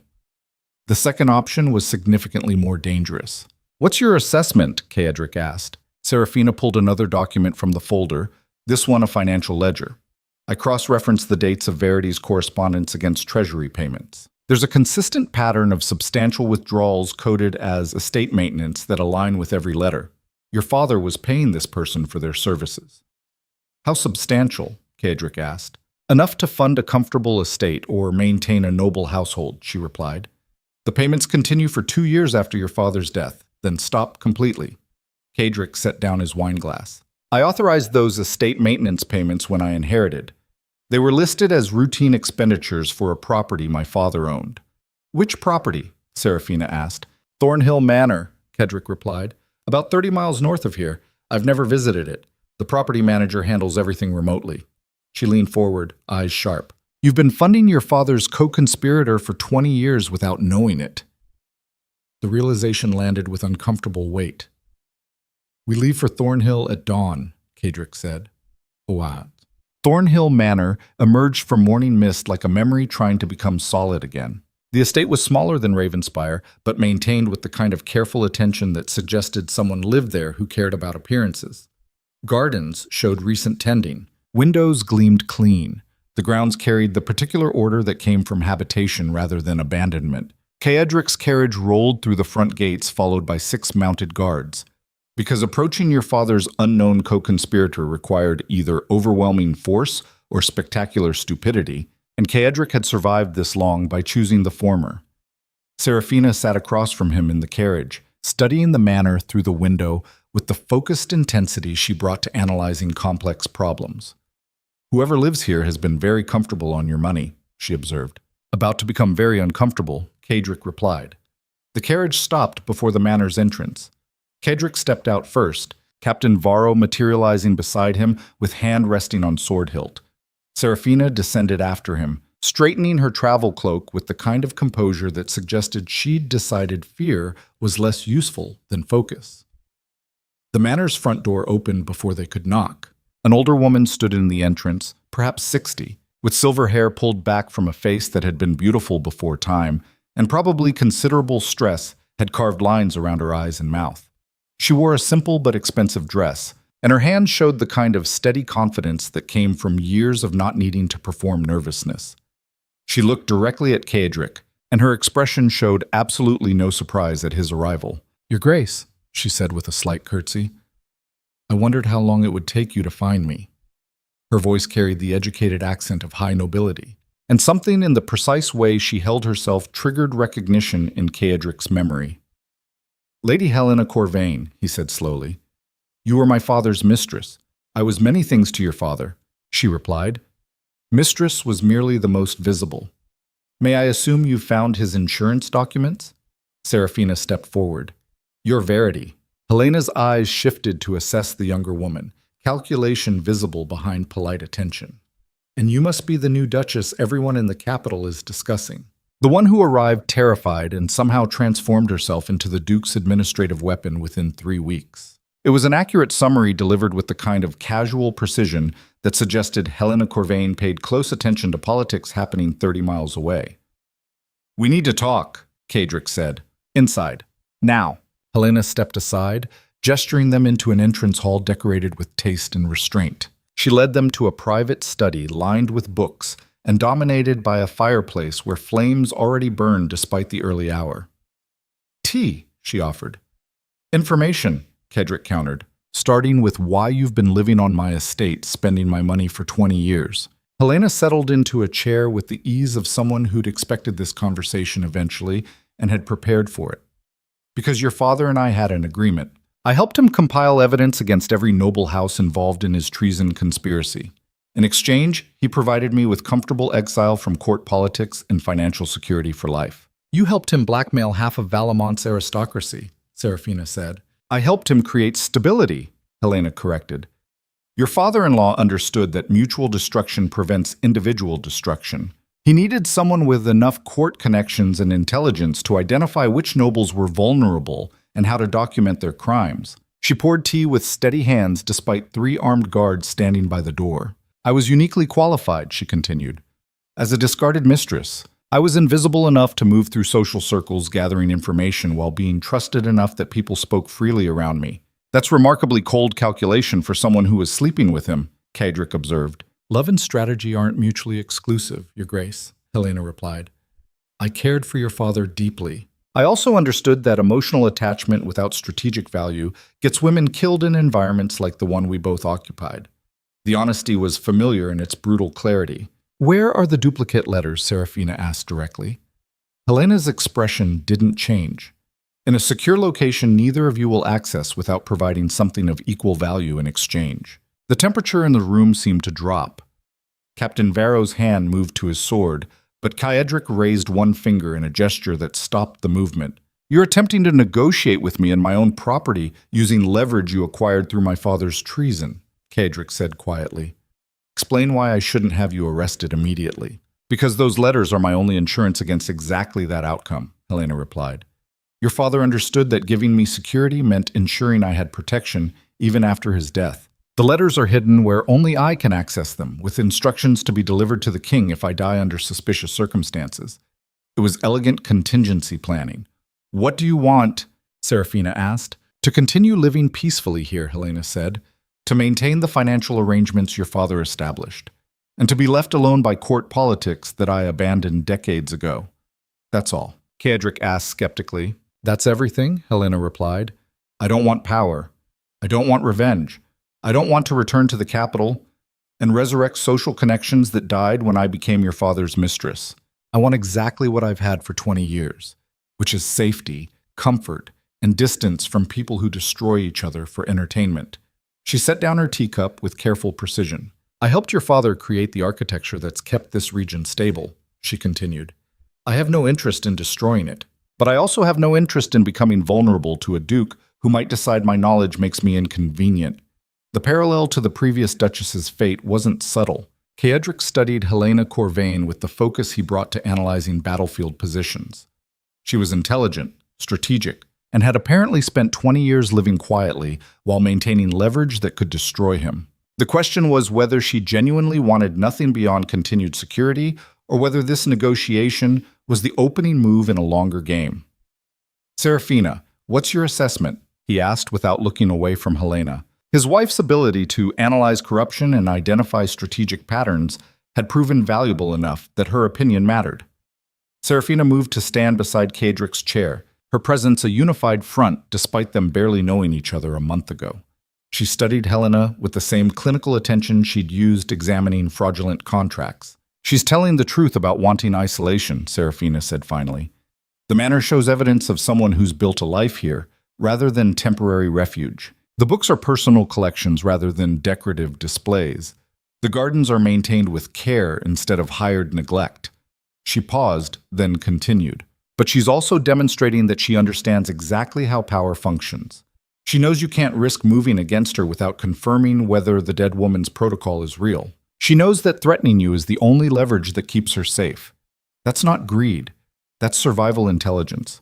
It was accurate analysis delivered with the kind of respect that came from recognizing a worthy opponent." Helena's expression shifted slightly, something that might have been approval showing through careful neutrality. "Your father said you were brilliant, Your Grace," Helena said to Kedrick. "He was wrong. You're competent. She gestured toward Seraphina. Is brilliant. You're fortunate you married someone who understands strategy instead of performing helplessness. The compliment was backhanded enough to be almost insulting. Kaedric stood, moving to the fireplace, staring into flames while processing options. He could attempt to force Helena's cooperation through threats, but she'd clearly prepared for that approach. He could have her killed and risk the letters reaching the king, but that gamble could destroy everything he'd built. Or he could accept her terms and maintain the status quo that had functioned adequately for 20 years. None of the options felt satisfying. Here's what's going to happen, he said finally. You continue living here with the same financial arrangements my father established. You maintain the letters as insurance but never use them unless House Blackthorn genuinely threatens your life. And you provide us with complete information about everything you know regarding my father's conspiracies, allies, and enemies. And in exchange, Helena asked. In exchange, Kaedric replied, I acknowledge that you've earned your safety through competence rather than sentiment. You remain untouchable as long as you remain invisible. Helena considered the terms with visible calculation. And the Duchess has access to the information I provide? Full access, Kaedric confirmed. She's investigating my father's network. You're going to help her, because if the duplicate letters exist, other evidence might exist as well, Helena said slowly. Evidence that could still threaten House Blackthorn if discovered by the wrong people. Exactly, Seraphina replied. Your insurance only works if nobody else has similar leverage. We need to find and eliminate any other copies before they become problems. It was strategic reasoning that aligned everyone's interests. Helena stood, moving to a bookshelf and pulling down a leather-bound journal similar to the one in Ravenspire's locked chest. She held it for a moment, expression difficult to read. Your father kept 3 sets of correspondence, she said. One in Ravenspire that you found, one with me for insurance, and one he claimed to have hidden somewhere only he could access in case both other sets were compromised. Where? Kaedric demanded. I don't know, Helena admitted. He never told me. But 6 months before he died, he mentioned that the final set was hidden where Betrayal first began. I assumed he meant a location significant to the original conspiracy. Where Betrayal first began, Seraphina repeated. That's deliberately cryptic. Your father enjoyed riddles, Helena said. He believed secrets stayed safer when protected by puzzles only intelligent people could solve. She handed the journal to Seraphina. Everything I know about the conspiracy is documented here. Names, dates, locations where meetings occurred. It should give you enough information to identify where the third set might be hidden. Seraphina accepted the journal with careful hands. Why are you helping us? Because your survival ensures my survival, Helena replied. If House Blackthorn falls, everyone connected to your father's crimes becomes vulnerable. I have no interest in being vulnerable again. The logic was sound even if the alliance was uncomfortable. Kaedric moved toward the door. Conversation concluded. We'll return if we have questions about the journal's contents. Helena nodded. Your Grace, one more thing. He turned back. Your father believed the greatest threat to any empire comes from the people inside it who think they're indispensable, Helena said. He spent his life eliminating anyone who became too useful to control. Don't make the same mistake with her. She gestured towards Seraphina. Intelligence threatens mediocre men, Helena continued. It empowers strategic ones. Decide which category you belong to before you repeat your father's errors. The warning landed with uncomfortable weight. Kaedric left Thornhill Manor without responding, because acknowledging Helena's advice would have required admitting she might be correct. The ride back to Ravenspire passed in contemplative silence, both Kaedric and Seraphina absorbed in processing what they'd learned. Captain Varro rode beside the carriage, occasionally glancing back as if expecting pursuit that never materialized. Inside the carriage, Seraphina opened Helena's journal, scanning entries while the vehicle swayed over rough roads. Your father's mistress is remarkably thorough, she observed. Every conspiracy meeting is documented with attendee lists, discussion topics, and outcomes. She had 20 years to perfect the records, Kaedric replied. And strong motivation to ensure the documentation was comprehensive enough to serve as leverage. Seraphina turned several pages, then stopped at an entry dated 6 months before the previous duke's death. Her expression shifted into something colder. What? Kaedric asked. A meeting between your father and Lord Lucian Marrow, she said slowly. They discussed concerns about a mutual ally who was becoming unreliable. The meeting location is listed as Black River Crossing. Marrow has been a political rival for years, Kadrick said. If he was working with my father, that changes considerable context. It changes everything, Seraphina corrected. Because 3 weeks after this meeting, your father died from what was reported as sudden illness. The implications settled between them like ice water. You think Marrow killed him, Kedrick said. I think your father mentioned hiding something where betrayal first began, Seraphina replied. And this journal suggests Black River Crossing was where he met with allies who later became threats. That's a reasonable location for someone who thinks in riddles. Kedrick leaned back against the carriage seat, mind racing through strategic calculations. If Marrow had killed his father and knew about the third set of letters, the rival lord had been sitting on explosive leverage for 20 years without using it, which meant either Marrow hadn't found the letters, or he was waiting for the perfect moment to weaponize them.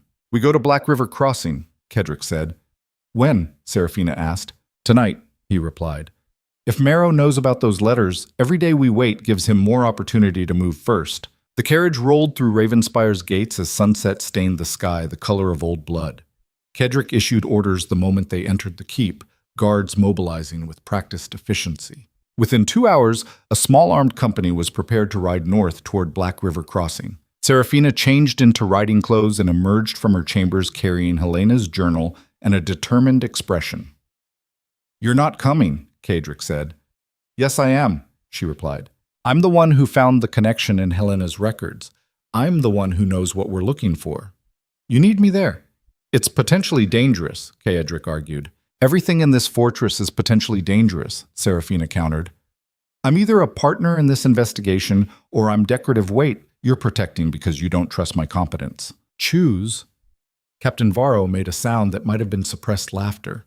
Kadrick stared at his wife. This woman who'd transformed from terrified bride into someone demanding to ride into potential combat situations because exclusion implied incompetence. Fine, he said. But you stay with the guards at all times, and if fighting starts, you retreat immediately.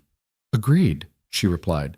They rode north under stars that provided barely enough light to navigate the forest roads leading toward Black River Crossing. The location was a stone bridge spanning a gorge where ancient trade routes intersected.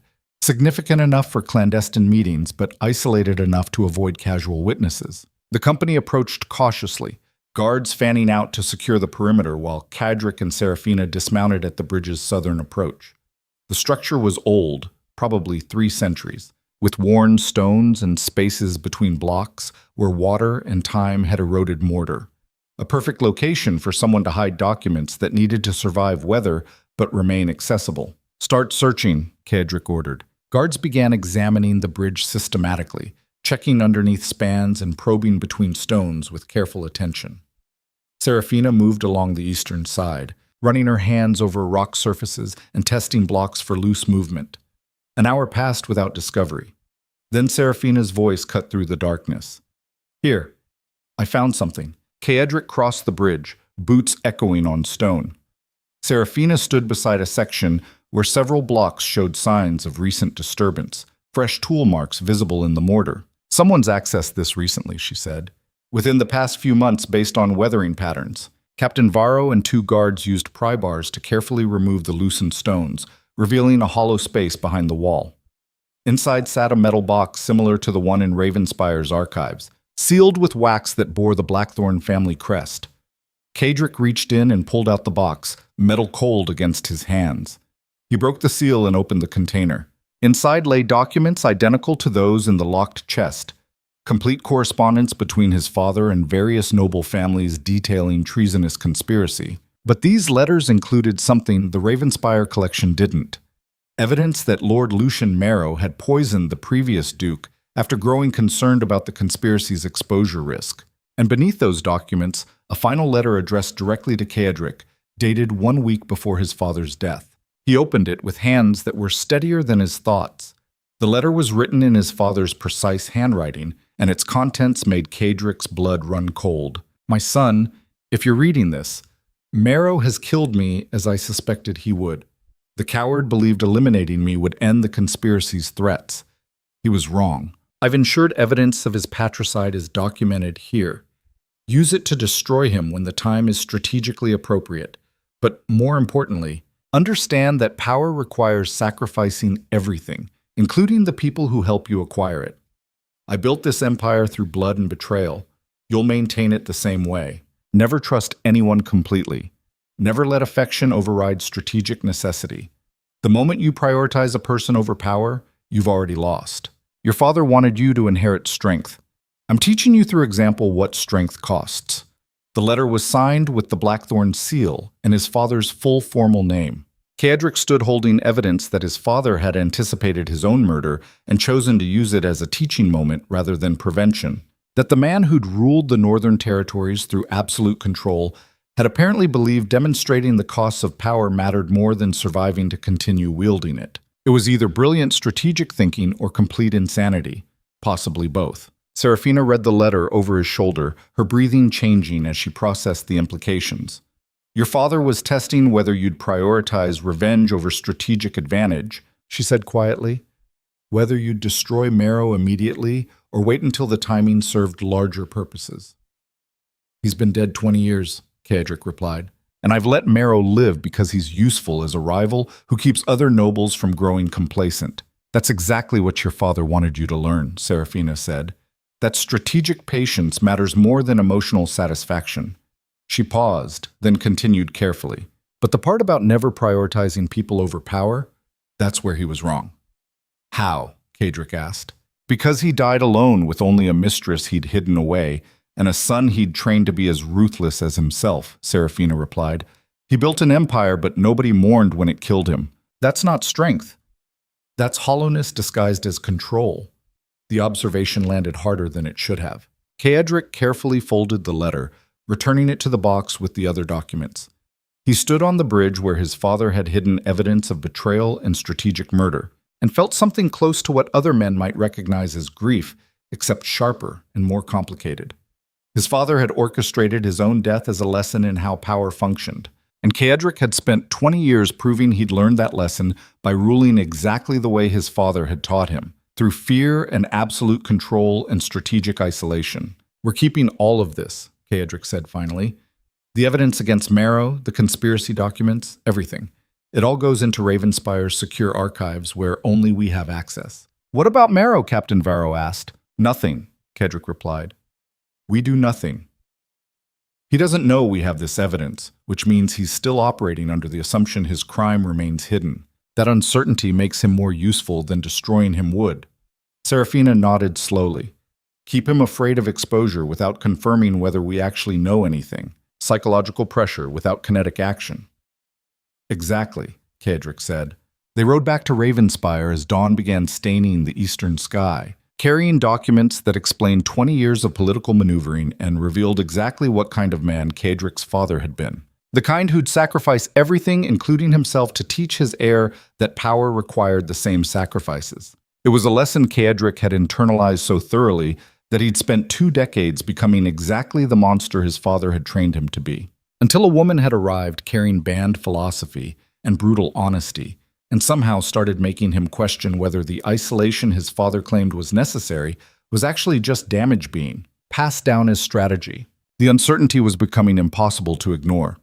And the really terrifying part was that Caedric was no longer entirely certain he wanted to. The messenger arrived at Ravenspire 3 days after the expedition to Black River Crossing, riding a horse that was nearly dead from exhaustion and carrying news that would prove more dangerous than any conspiracy his father had ever orchestrated. Captain Varro brought the man directly to Caedric's study without announcement, which meant the intelligence was urgent enough to override protocol. The messenger was young, maybe 25, wearing colors that identified him as part of the household guard at one of Caedric's eastern estates.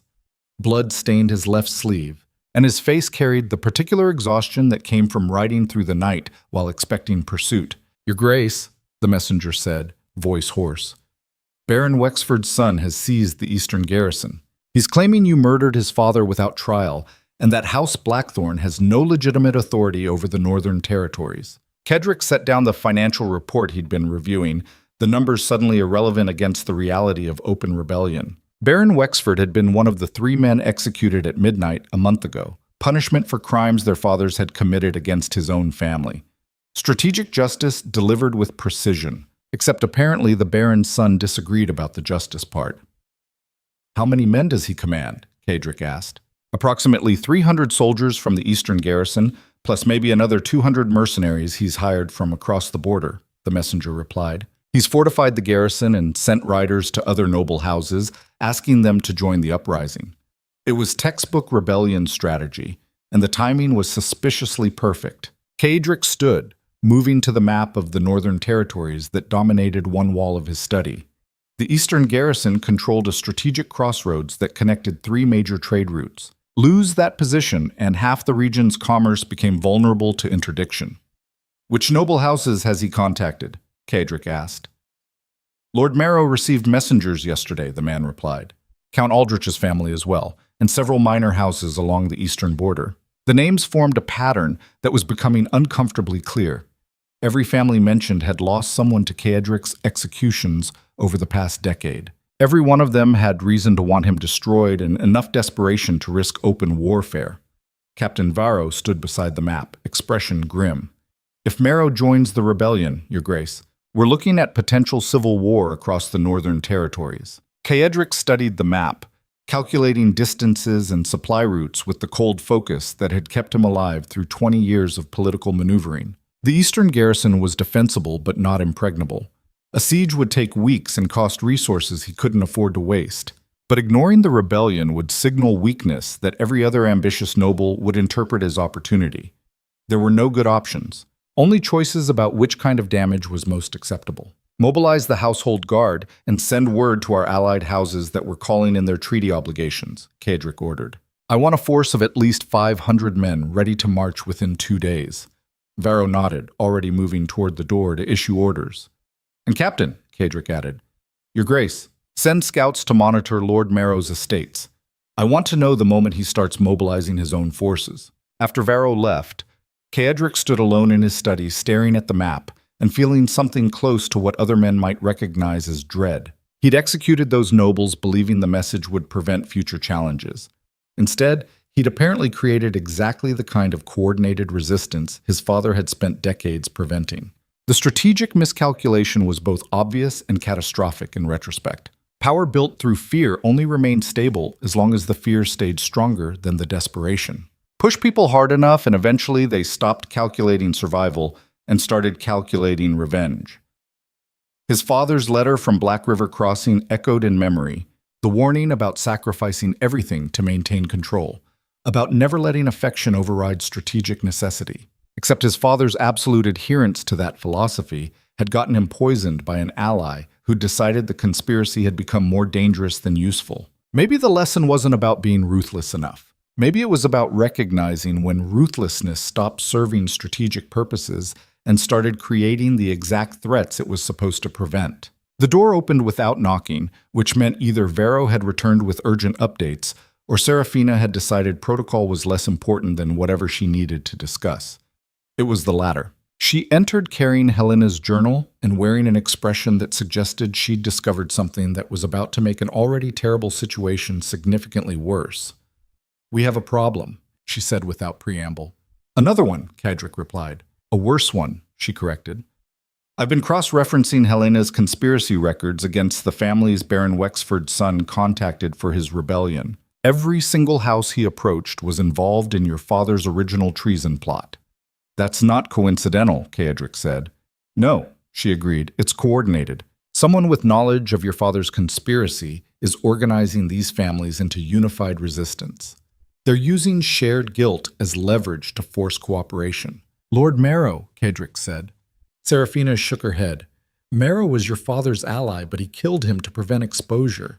He spent 20 years maintaining distance from the conspiracy, specifically to avoid this kind of coordinated action. Organizing these families would risk revealing his own involvement. Then who? Kadric demanded. Seraphina opened the journal to a page marked with a ribbon. Helena's records show your father had an inner circle of 5 primary conspirators. 3 are dead. Marrow is one. The 5th person's identity is coded as architect throughout the correspondence.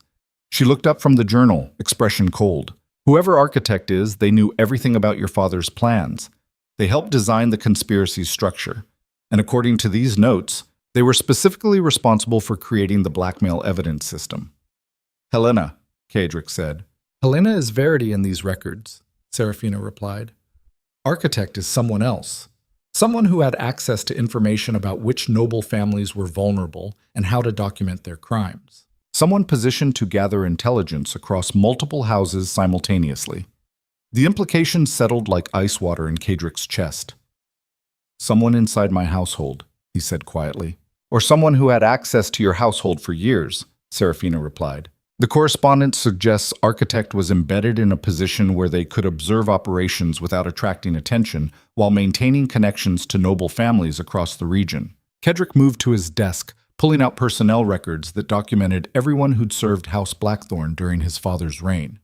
The list was extensive, hundreds of servants and guards and administrators who'd cycled through Ravenspire over 2 decades. Narrowing it down to someone with both access and connections to multiple noble families reduced the possibilities significantly. But not enough. We need more information, he said. Can Helena identify Architect? I sent a messenger to Thornhill Manor this morning, Seraphina replied. She should receive the inquiry by evening. The study fell into tense silence while they both contemplated the strategic disaster unfolding. An unknown conspirator was organizing rebellion using knowledge gained from Kaedric's own father, while House Blackthorn prepared for potential civil war. It was either brilliantly patient revenge or the kind of long-term strategy that required resources and intelligence most nobles didn't possess. Your father trained someone too well, Seraphina observed. They learned how to build power structures in secret, and they've been waiting for the perfect moment to deploy that knowledge against you. The assessment was accurate and deeply unsettling. How long until we can march on the eastern garrison? Seraphina asked. 2 days if allied houses respond quickly, Kaedric replied. Longer if mobilization takes time, or if some allies decide neutrality is safer than supporting us. And if Lord Marrow joins the rebellion during that window, she said. Then we're fighting on multiple fronts against coordinated forces, while an unknown strategist orchestrates our destruction, Kaedric finished. Which is exactly the scenario my father spent his life preventing. The bitter irony was not lost on either of them. What do you need from me? Seraphina asked. Continue investigating Architect's identity, Kaedric said. Cross-reference everyone who had household access during my father's reign against families involved in the current rebellion. Find the connection.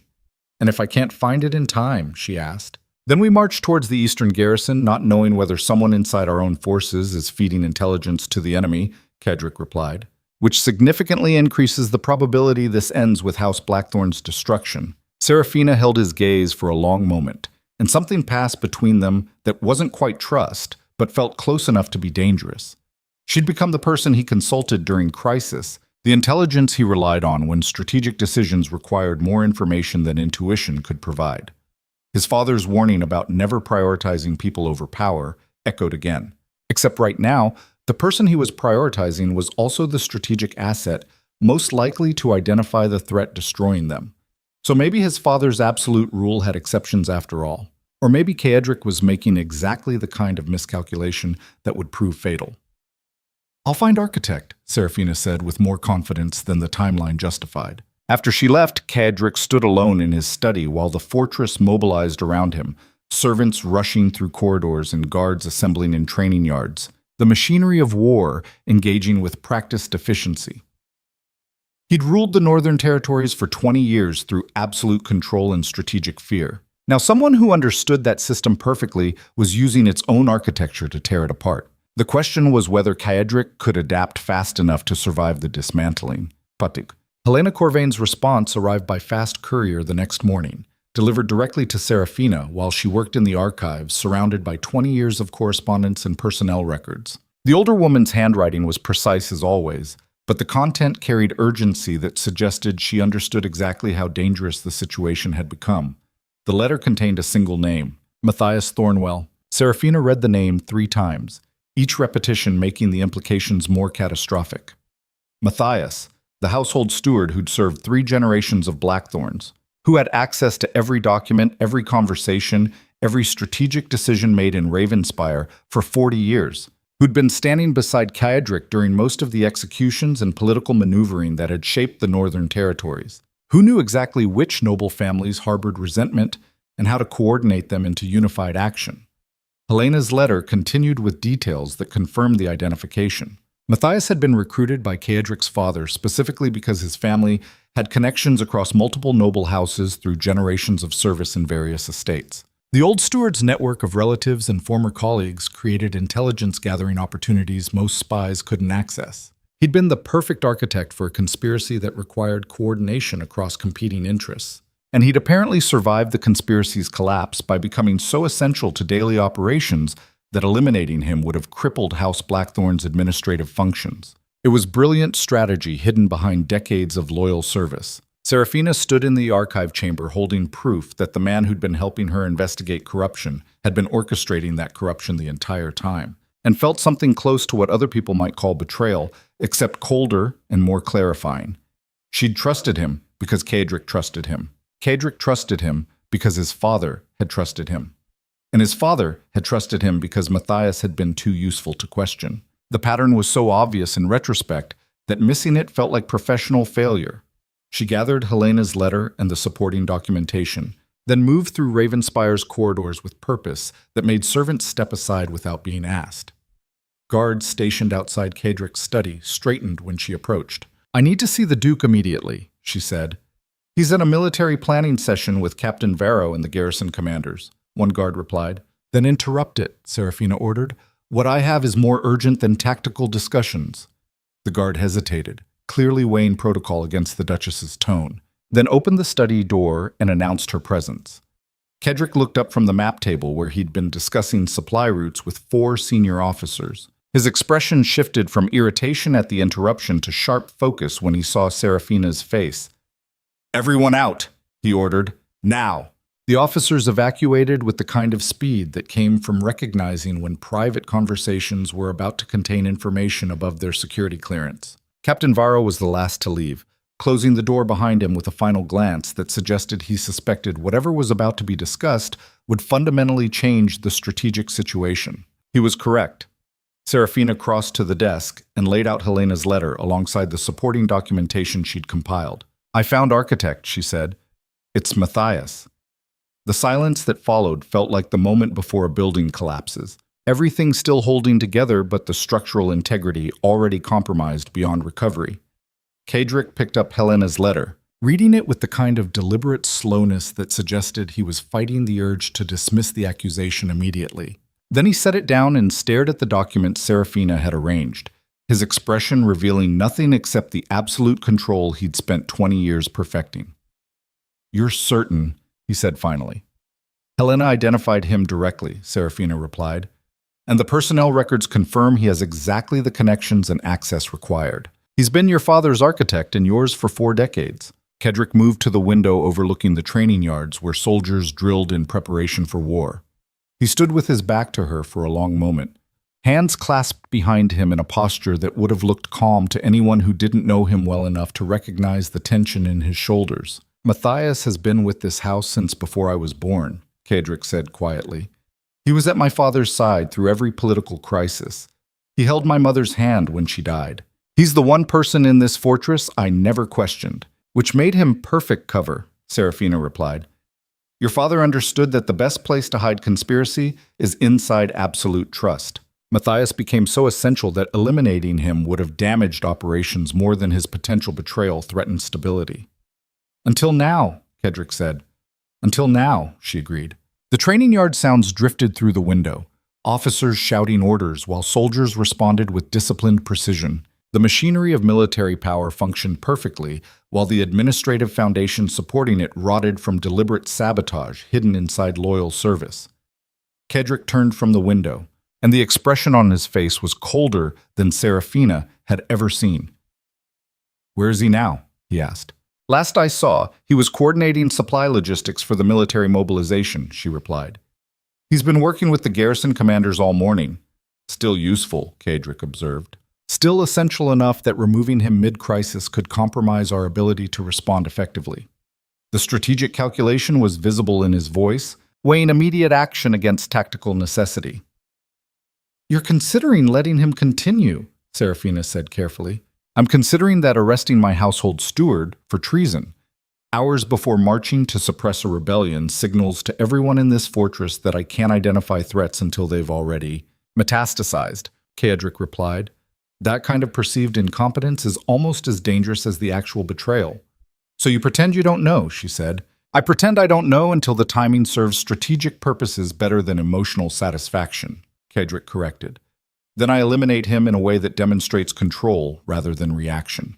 It was exactly the kind of cold calculation his father's letter from Black River Crossing had described, prioritizing strategic advantage over immediate revenge. Except this time the calculation felt different. This time Kaedric was choosing patience, not because it was the ruthless thing to do, but because it was the only move that didn't confirm he'd been blind to betrayal happening inside his own household for decades. Pride disguised as strategy, or strategy protecting wounded pride. The distinction was becoming impossible to identify. How long can you maintain the pretense? Seraphina asked. As long as necessary, Kaedric replied. I've spent 20 years wearing masks that serve political purposes. One more performance won't break me, but it might break the strategy, she pointed out. If Matthias suspects we've identified him, he'll accelerate whatever endgame he's been planning. Waiting gives him more time to position assets. Then we don't let him suspect, Kaedric said. We continue exactly as before. You keep investigating. I keep planning military operations. Matthias keeps coordinating logistics like the loyal steward everyone believes him to be.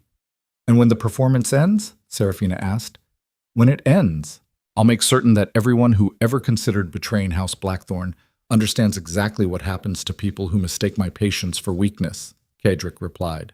The promise carried the kind of cold finality that had defined his rule for 2 decades. But Seraphina heard something underneath it that hadn't been there before. Something that sounded almost like the recognition that absolute control was an illusion. Powerful people maintained right up until the moment it shattered completely. The military company departed Ravenspire at dawn 2 days later. 500 soldiers marching in disciplined formation toward the eastern garrison where Baron Wexford's son had fortified his rebellion. Kaedric rode at the column's head alongside Captain Varro, both men wearing armor that was functional rather than decorative and carrying weapons that had seen actual combat instead of ceremonial display. Seraphina watched from the western tower, feeling the particular helplessness that came from possessing critical intelligence while being excluded from the operation that intelligence was supposed to inform. Kaedric had forbidden her from accompanying the expedition, citing danger and tactical complications, but they both knew the real reason. If the situation deteriorated into genuine battle, having the Duchess present would create vulnerability that enemies could exploit. Better she stayed in Ravenspire, safe behind walls that had held for 3 centuries, continuing to investigate while he dealt with the immediate military crisis. Logical strategy. It still felt like being sidelined. Matthias appeared beside her at the tower window, moving with the quiet efficiency that had characterized 40 years of service. He carried a tray with tea and fresh bread, the kind of thoughtful gesture that had made him essential to 3 generations of Blackthorns. The Duke will return victorious, my lady, Matthias said. He always does. Seraphina accepted the tea without looking at him, fighting the urge to accuse him directly and demand explanation for decades of calculated betrayal. The performance required discipline. I hope you're correct, she replied. The eastern garrison is well fortified. This could become complicated. His Grace understands siege warfare better than most military commanders, Matthias assured her, and Baron Wexford's son lacks the experience necessary to withstand sustained assault. The old steward's confidence felt like mockery now that Seraphina knew he'd been coordinating the rebellion he was pretending to dismiss. You've served this house a long time, Matthias, she said carefully. You must have seen many crises. Many indeed, my lady, he replied. House Blackthorn survives because it adapts when circumstances demand change. Rigid systems break. Flexible ones endure. The philosophy sounded like something Kaedric's father might have said, which made sense given Matthias had apparently been the old Duke's closest advisor. What happens when flexibility becomes compromise? Seraphina asked. When adaptation stops serving the system and starts serving those who want to dismantle it. Matthias's expression didn't change, but something shifted in his eyes that suggested he understood the question contained layers beyond its surface meaning. Then someone with clear vision must remind the system what it exists to protect, he said, before compromise becomes surrender. It was either profound political philosophy or a confession disguised as wisdom. possibly both. "Thank you for the tea, Matthias," Seraphina said. "I should return to my research." "Of course, my lady," he replied, gathering the tray and departing with the same quiet efficiency he demonstrated for 4 decades. After he left, Seraphina stood at the window, staring at the road where Kaedric's military column had disappeared into northern forests, and felt the weight of information she couldn't act on, while the person who'd created the crisis continued moving through the fortress playing the role of loyal servant. The performance was becoming unbearable. But Kaedric had been correct that timing mattered more than emotional satisfaction. So she returned to the archives and continued investigating, searching for evidence that would transform accusation into prosecution when the strategic moment finally arrived. 3 days into the march, Kaedric's scouts reported that Lord Marrow had mobilized his household forces and was moving toward the eastern garrison with approximately 400 soldiers. The intelligence arrived at dusk while the company made camp in a forest clearing, and it transformed the strategic situation from suppressing isolated rebellion to fighting coordinated resistance. Captain Varro spread updated maps across a portable table inside Kaedric's command tent, marking positions and calculating timelines with the grim focus of someone who understood exactly how badly the odds had shifted. "If Marrow reaches the garrison before we do, Your Grace, we're facing 700 entrenched defenders instead of 500, Varro said. "That changes the siege calculation significantly." "How significantly?" Kaedric asked. "From difficult to potentially catastrophic," Varro replied. "We'd need to commit to extended siege operations that would drain resources and give other noble houses time to decide whether joining the rebellion serves their interests better than maintaining loyalty." It was accurate tactical assessment delivered without sugarcoating. Kaedric studied the map, calculating distances and march speeds, looking for options that didn't exist. His forces could reach the garrison in 2 more days of hard marching. Marrow's forces would arrive in 3, but forcing his own soldiers to maintain that pace would exhaust them before the actual fighting began. Another scenario where there were no good choices. Only decisions about which risks were most acceptable. "We maintain current pace," Kaedric ordered, "and send outriders ahead to harass Marrow's column. Slow them down without committing to direct engagement." Captain Varro nodded, already moving to issue orders. "And Captain," Kaedric added, "Your Grace, if this turns into a prolonged siege, we'll need secure supply lines back to Ravenspire. Coordinate with Matthias to establish logistics that can sustain extended operations." The name felt like poison in his mouth, giving orders to the man who'd been orchestrating their destruction while wearing the mask of loyal service. But operational necessity overrode personal rage. For now, Varro departed to organize the harassment operations, leaving Kaedric alone in the command tent staring at maps that showed exactly how precarious his position had become. 20 years of absolute control had been undermined by someone patient enough to wait decades for the perfect moment to strike. His father's warning about never trusting anyone completely echoed with uncomfortable accuracy, except his father had trusted Matthias. And that trust had apparently been the original strategic error that was now metastasizing into potential civil war. The question was whether Kaedric could correct his father's mistake without repeating it in different form. The fighting started before dawn on the 5th day. Kaedric's forces reached the eastern garrison to find Baron Wexford's son had positioned defenders along the outer walls with enough discipline to suggest professional military training rather than desperate improvisation. The garrison itself was a stone fortress built into a hillside, defensible from 3 sides and supplied by a well that made thirst-based siege tactics impossible. Standard assault would cost hundreds of lives. Waiting for Marrow's reinforcements to arrive would make the situation exponentially worse. Kaedric sat on his horse studying the fortifications while Captain Varro organized siege equipment and archers. The morning sun cast long shadows across the killing ground between their position and the garrison walls. And somewhere behind those stone defenses, Baron Wexford's son was probably making similar calculations about how long he could hold against sustained assault. A rider approached from the garrison carrying a white flag, the traditional symbol for negotiation that theoretically protected messengers from being shot before they could deliver their message. Theoretically.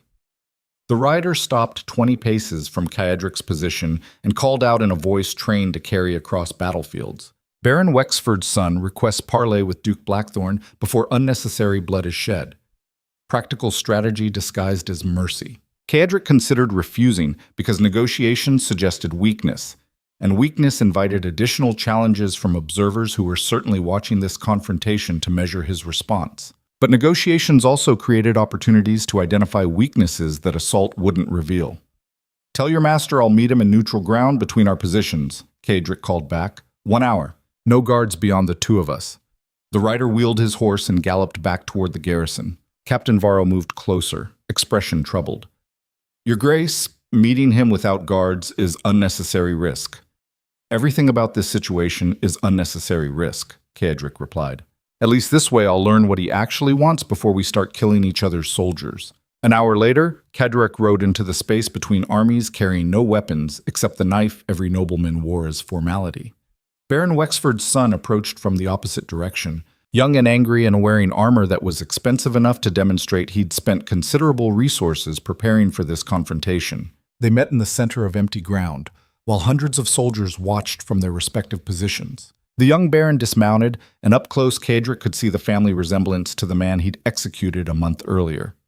Same sharp features, same proud bearing, same expression of barely controlled rage that preceded either brilliant strategy or catastrophic mistakes.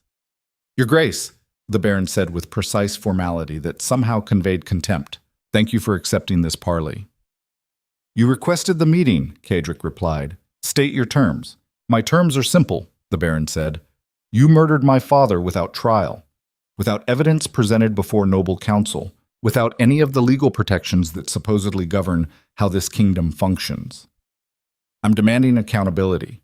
Your father conspired with others to assassinate mine 25 years ago," Ceadric said flatly. "That conspiracy is documented in records you'll never see and confirmed by evidence that would destroy your family's reputation permanently. He was executed for crimes against House Blackthorn. That's not murder. That's justice delivered with precision." The baron's hand moved toward his sword hilt, then stopped when he remembered they were meeting under truce protocols. "You claim justice," he said, voice tight with fury. "I call it tyranny. You've ruled the northern territories through fear for 20 years, executing anyone who questions your authority, crushing families who dare challenge your decisions. That's not governance, that's occupation."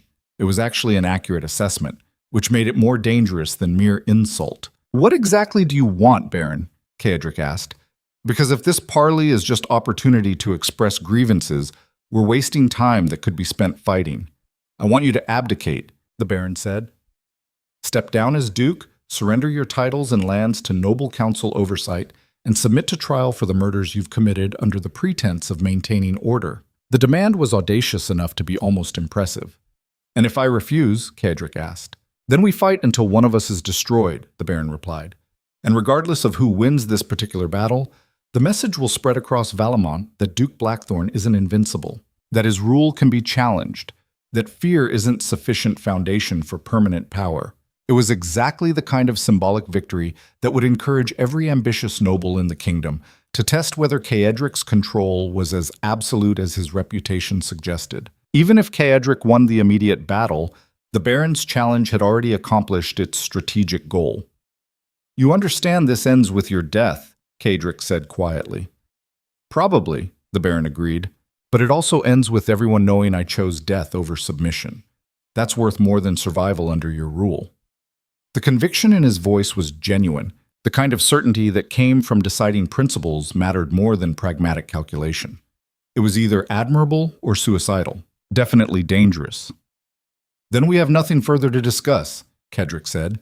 He turned his horse and rode back toward his own lines, feeling the weight of hundreds of eyes watching to see whether negotiation had changed anything. It hadn't. The siege began an hour later with arrow volleys that accomplished nothing except confirming both sides were committed to fighting. Ceadric's forces established positions around the garrison's accessible approaches, while engineers began constructing siege equipment designed to break stone walls through patient, brutal application of force. It was going to be a long, bloody reduction, and somewhere behind him, Lord Marrow's reinforcements were getting closer every hour. Atsiantet. The first real assault came at dawn on the second day of siege operations. Ceadric's forces pushed scaling ladders against the garrison walls, while archers provided covering fire, soldiers climbing toward defenders who dropped rocks and poured boiling oil on anyone who reached the upper sections. The attack failed with significant casualties. The second assault 3 hours later achieved partial success, getting soldiers onto the walls before being driven back by concentrated resistance. The third attempt was still being organized when scouts reported that Lord Marrow's forces had arrived and were establishing positions on the eastern approach, effectively trapping Caedric's army between the fortified garrison and fresh reinforcements. The strategic situation had deteriorated from difficult to desperate. Captain Varro delivered the scout reports in Caedric's command tent, while blood-soaked soldiers limped back from the failed assaults, and medics worked to save whoever could be saved. "We're surrounded. Your Grace," Varro said bluntly. "The garrison holds position to our west, Marrow commands the east, and the terrain limits our mobility to the north and south. We can't sustain assault operations while defending against Marrow's forces simultaneously." Caedric stared at the tactical maps that now showed his position encircled by enemies who'd successfully coordinated their movements despite his attempts to prevent exactly this scenario. 20 years of absolute control. And he'd walked straight into a trap orchestrated by someone who understood his strategic thinking well enough to predict every response. Matthias. The realization settled with cold clarity. The household steward had coordinated the rebellion's timing, positioned forces to maximize Caedric's vulnerability, and ensured that both the garrison and Marrow's reinforcements arrived at the exact moment to create encirclement. It was brilliant strategy hidden behind apparent coincidence, and Caedric had been so focused on immediate military threats that he'd missed the larger coordination until circumstances made it impossible to ignore. His father had been wrong about one critical thing. The greatest threat wasn't from people outside the system who wanted to destroy it. It was from people inside the system who understood it well enough to dismantle it from within using its own mechanisms. "We need to break the encirclement," Caedric said, "before Marrow's forces finish establishing positions and the siege becomes genuinely unwinnable." "How, Your Grace?" Varro asked.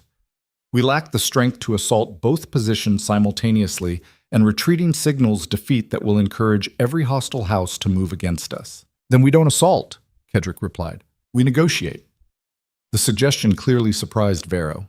"With who?" "With Lord Marrow," Caedric said. "He's coordinated this rebellion, but he's also sitting on evidence that proves he murdered my father. If I offer him the choice between private negotiation or public exposure of patricide, he might decide survival serves his interests better than destroying me."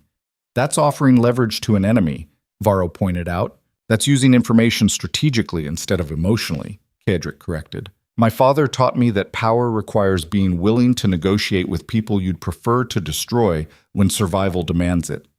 "Send word to Lord Marrow that I'm requesting immediate private parley," Caedric ordered. "And make sure Baron Wexford's forces see the messenger. I want them wondering what arrangement we're negotiating." Varro departed to organize the message, leaving Caedric alone in the command tent surrounded by maps that documented his strategic failure. 20 years of ruling through fear and absolute control. And the moment someone forced him to choose between principles and survival, he'd immediately started compromising exactly the way his father had warned against. The bitter irony was that his father had been the one to create the situation that made compromise necessary. Maybe that was the real lesson. Not that power required absolute ruthlessness, but that absolute ruthlessness eventually created conditions where even ruthless men had to negotiate or die. Lord Marrow arrived for the parley looking like a man who knew he held superior position and was enjoying the rare experience of watching Duke Blackthorn scramble for options. He was older than Caedric by 15 years, with silver hair and the kind of refined cruelty that came from generations of noble breeding dedicated to optimizing the art of subtle destruction. They met in neutral ground between the two armies, both men accompanied by 2 guards who maintained careful distance while their commanders talked. "Your Grace," Marrow said with a smile that didn't reach his eyes, "this is unexpected. I was under the impression you didn't negotiate with traitors." "I'm under the impression you murdered my father," Caedric replied. "Yet here we are, 2 men whose interests might temporarily align despite mutual animosity." Marrow's smile faltered slightly. "That's quite an accusation." "It's documented fact," Caedric said. "I found the letters at Black River Crossing. My father knew you were planning to poison him. He documented your guilt and hid the evidence where I'd eventually find it." The silence that followed was profound. Marrow's expression shifted from confident superiority to careful calculation, running through implications and reassessing exactly how much leverage he actually possessed. If you have that evidence, why haven't you used it? Marrow asked finally. Because using it would have destroyed the strategic stability my father built, Kedrick replied. The conspiracy he orchestrated involved dozens of noble families. Exposing your patricide would have triggered investigations that implicated everyone connected to the original treason plot. I chose stability over satisfaction. Very pragmatic, Marrow said slowly. And now you're offering that same evidence as negotiation leverage. I'm offering you a choice, Kedrick corrected. Continue supporting this rebellion, and I'll ensure every noble house in Valamont knows you murdered the previous duke to protect yourself. Your reputation, your family, your political influence, all of it destroyed through documentation you can't refute. Or, Marrow said, or, you withdraw your forces, publicly declare neutrality in this conflict, and I continue maintaining the mutually assured destruction system my father created. You remain powerful and untouchable as long as House Blackthorn survives. It was naked coercion disguised as mutual benefit, and they both knew it. Marrow stared at Kedrick with an expression that mixed rage and grudging respect. You're offering me survival in exchange for abandoning allies I've spent weeks coordinating into unified action. I'm offering you the same calculation my father made 20 years ago, Kedrick replied. Cooperate with the system or be destroyed by it. Those have always been the only real options. The Lord turned away, staring toward his own forces positioned on the eastern approach. 400 soldiers who'd mobilized because he'd promised them opportunity to eliminate Duke Blackthorn's tyranny. Men who would now watch their commander abandon them because self-preservation outweighed principle. How do I know you won't use that evidence anyway once this situation resolves? Marrow asked. You don't, Kedrick admitted.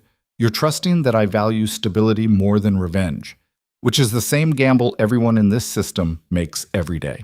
It was brutal honesty about the architecture of fear that held the northern territories together. Marrow was silent for a long moment, and Kedrick could see the calculation happening behind his eyes, weighing survival against honor, strategic advantage against moral principle, the comfortable mathematics that powerful men use to justify whatever choice served their interests. Finally, Marrow turned back. I'll withdraw, he said quietly. But understand that this doesn't end here. You've revealed that your power rests on blackmail and inherited leverage, not actual strength. Other houses will recognize that vulnerability eventually. Probably, Kedrick agreed, but not today. Marrow rode back toward his own forces without another word. Within 2 hours, his soldiers began breaking camp and marching away from the siege, leaving Baron Wexford's son isolated inside the garrison with 500 defenders facing a renewed assault. The strategic situation had shifted from desperate to merely difficult, but the cost of that shift was confirming everything his enemies had been whispering for years. That Duke Blackthorn's absolute control was built on corruption and mutual complicity rather than legitimate authority. The victory felt like losing in slow motion. The garrison fell 3 days later after sustained bombardment breached the western wall, and Kedrick's forces poured through the gap in overwhelming numbers. Baron Wexford's son died fighting in the central courtyard, refusing surrender even when the battle's outcome became obvious. His final words, shouted loud enough for multiple witnesses to hear, were that tyranny could be defeated if enough people chose death over submission. It was either noble defiance or propaganda designed to inspire future rebellions. Definitely both. Kedrick stood in the ruined courtyard surrounded by bodies and smoke, looking at the young baron's corpse and feeling something close to what other people might call regret. He'd won the immediate battle, but the cost of that victory was revealing exactly how vulnerable his power had become, and executing proof that resistance was possible even if it required dying in the attempt. Other noble houses were watching. Other ambitious men were calculating whether the Duke's control was worth the fear it demanded. The rebellion had failed. The message had succeeded. Captain Varro approached through the rubble, blood-stained and exhausted. The garrison is secure, Your Grace. Total casualties for our forces, approximately 120 dead and twice that wounded. Significant losses for what was supposed to be routine rebellion suppression. Secure the position and begin organizing supply lines for occupation forces, Kedrick ordered. Then prepare the company to march back to Ravenspire. What about Lord Marrow, Your Grace? Varro asked. His withdrawal saved us, but his forces are still intact. We leave him alone, Kedrick said, proving he was correct to choose survival over principle. The march back to Ravenspire took 5 days through increasingly hostile territory, where villages that had previously shown careful respect now demonstrated barely concealed contempt. Word of the siege had spread, and with it the understanding that Duke Blackthorn could be forced into negotiation when sufficiently pressured. Fear was eroding into calculation. Control was becoming provisional. The empire his father had built through absolute ruthlessness was discovering that ruthlessness alone wasn't sufficient foundation when the people experiencing it decided death was preferable to continued submission. And somewhere in Ravenspire, Matthias was probably watching reports arrive and recognizing that his patient strategy was working exactly as designed. Kedrick dismounted in Ravenspire's entrance courtyard with movements that felt heavier than the armor he wore. Exhaustion bleeding through discipline, while 5 days of siege warfare and strategic compromise settled into his bones like poison. The returning soldiers dispersed toward barracks and medical stations, moving with the particular slowness of men who'd survived combat and weren't certain whether survival felt better than the alternative. Seraphina stood 20 paces away beside Matthias, and the contrast between them was immediate enough to trigger alarms Kedrick was too tired to properly process. His wife's expression carried the kind of cold fury that preceded either brilliant strategy or catastrophic confrontation. The household steward maintained his usual composed neutrality, but something in the way he held himself suggested a man waiting for an explosion he'd carefully engineered. "Your Grace," Matthias said with his customary slight bow. "Welcome home. I trust the campaign was successful despite the complications." "The Baron is dead," Kedrick replied flatly. "The garrison is secured." Casualties were significant but acceptable. He moved past both of them toward the keep's entrance, desperate for wine and quiet and the kind of solitude that let him process strategic failure without performing strength for witnesses. But Seraphina fell into step beside him with the determined stride of someone who'd been rehearsing exactly what needed to be said and was done waiting for convenient timing. "We need to talk," she said quietly. "Now, before you do anything else." "It can wait until I've cleaned blood off my armor," Kedrick replied. "No," she said. "It really can't." Something in her tone cut through his exhaustion, the kind of absolute certainty that suggested waiting would make whatever she'd discovered actively worse rather than merely inconvenient. "My study," he ordered. 10 minutes. 5, she corrected.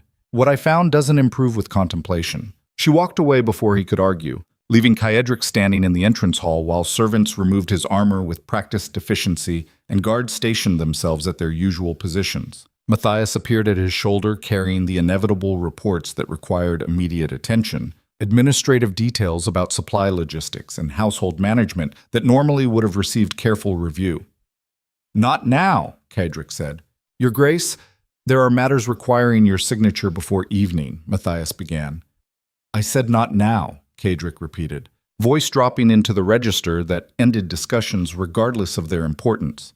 The steward stepped back with wounded dignity that was probably calculated for effect, bowing slightly before withdrawing to let the Duke pass. Kedrick climbed the stairs toward his private chambers with Captain Varro following 3 paces behind, the officer's presence a constant reminder that security had become more urgent than privacy.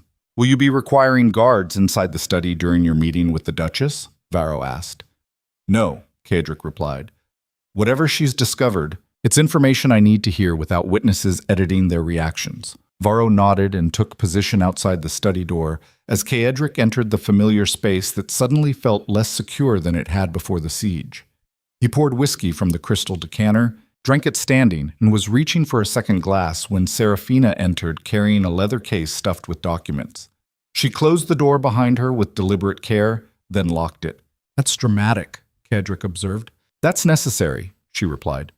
"Because what I'm about to tell you will make you want to kill someone immediately, and I need you to hear everything before you start making decisions about who dies and when." She crossed to his desk and began spreading documents across its surface with the systematic precision she brought to presenting evidence of corruption. Except these weren't financial records or supply contracts, they were personal correspondence. Letters written in Matthias's distinctive handwriting addressed to various noble houses across Valemont, dated throughout the past 3 months.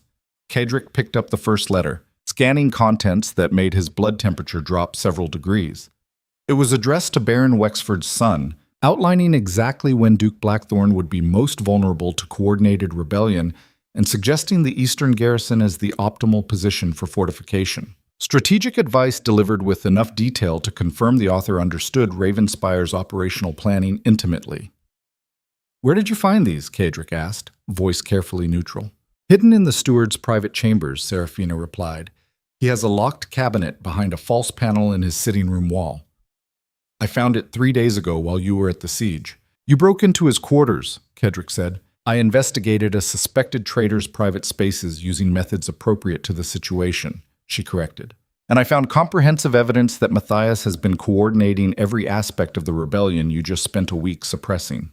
She pulled another document from the case. This one, a detailed timeline showing coordination between multiple noble houses, supply arrangements for rebel forces, and strategic analysis of Ravenspire's defensive weaknesses. "He's been planning this for months," she continued.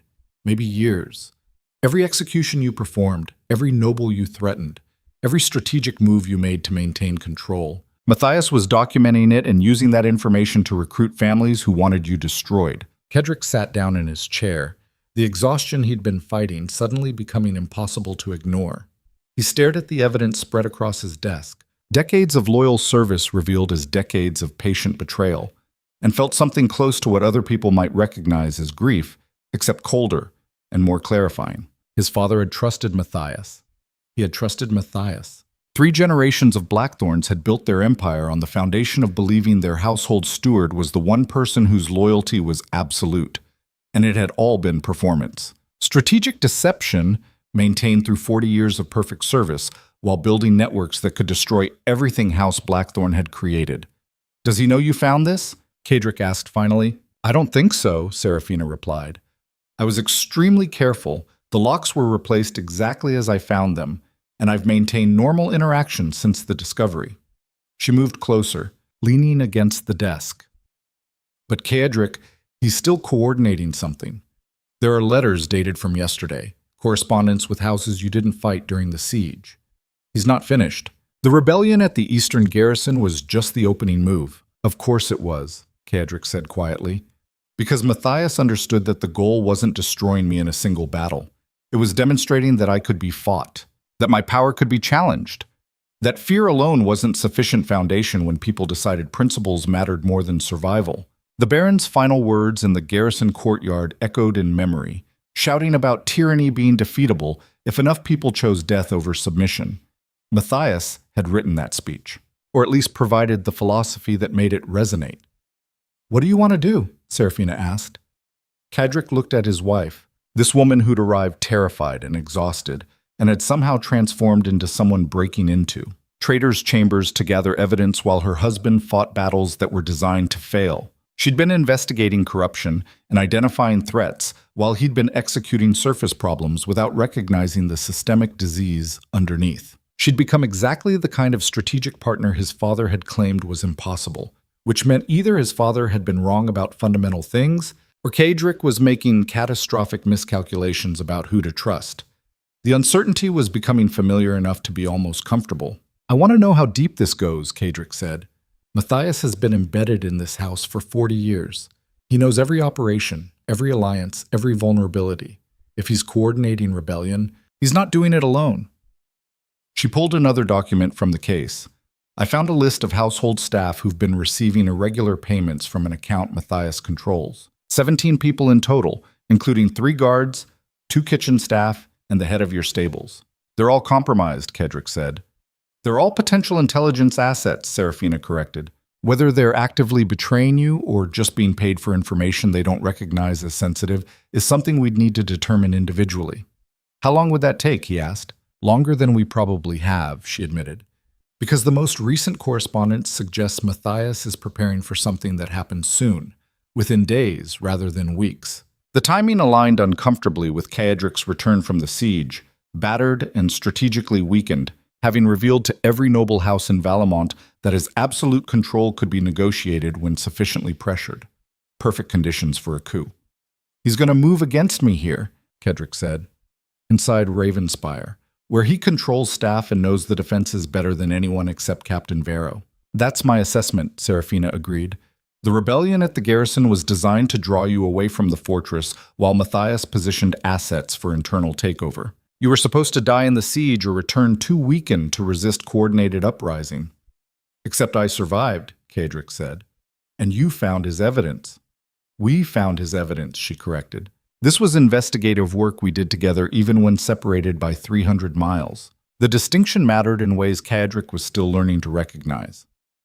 Call Captain Varro, he ordered, and tell him to bring only guards he personally recruited and trained. Nobody who's been in household service longer than 5 years. Seraphina moved to the door, unlocked it, and delivered quiet instructions to someone outside. Within minutes, Varro entered with 4 soldiers who carried themselves with the particular alertness that came from understanding their commander had identified a threat serious enough to override standard protocols. Kadric spent the next 20 minutes explaining what Seraphina had discovered while spreading the damning correspondence across his desk for Varro to examine. The captain's expression shifted from shock to cold calculation as he processed the implications.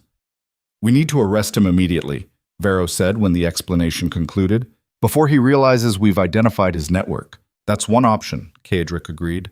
The safe option that prevents immediate danger while leaving dozens of questions unanswered about who else is involved and what the endgame was supposed to be. What's the alternative, Your Grace? Varro asked carefully. We let him believe his conspiracy is still hidden, Kadric said. We allow him to continue coordinating whatever he's planning, and we use the intelligence Seraphina gathered to identify everyone involved before we move. That's extraordinarily dangerous, Varro pointed out. If we miscalculate timing, we could face coordinated uprising inside the fortress while still recovering from the siege.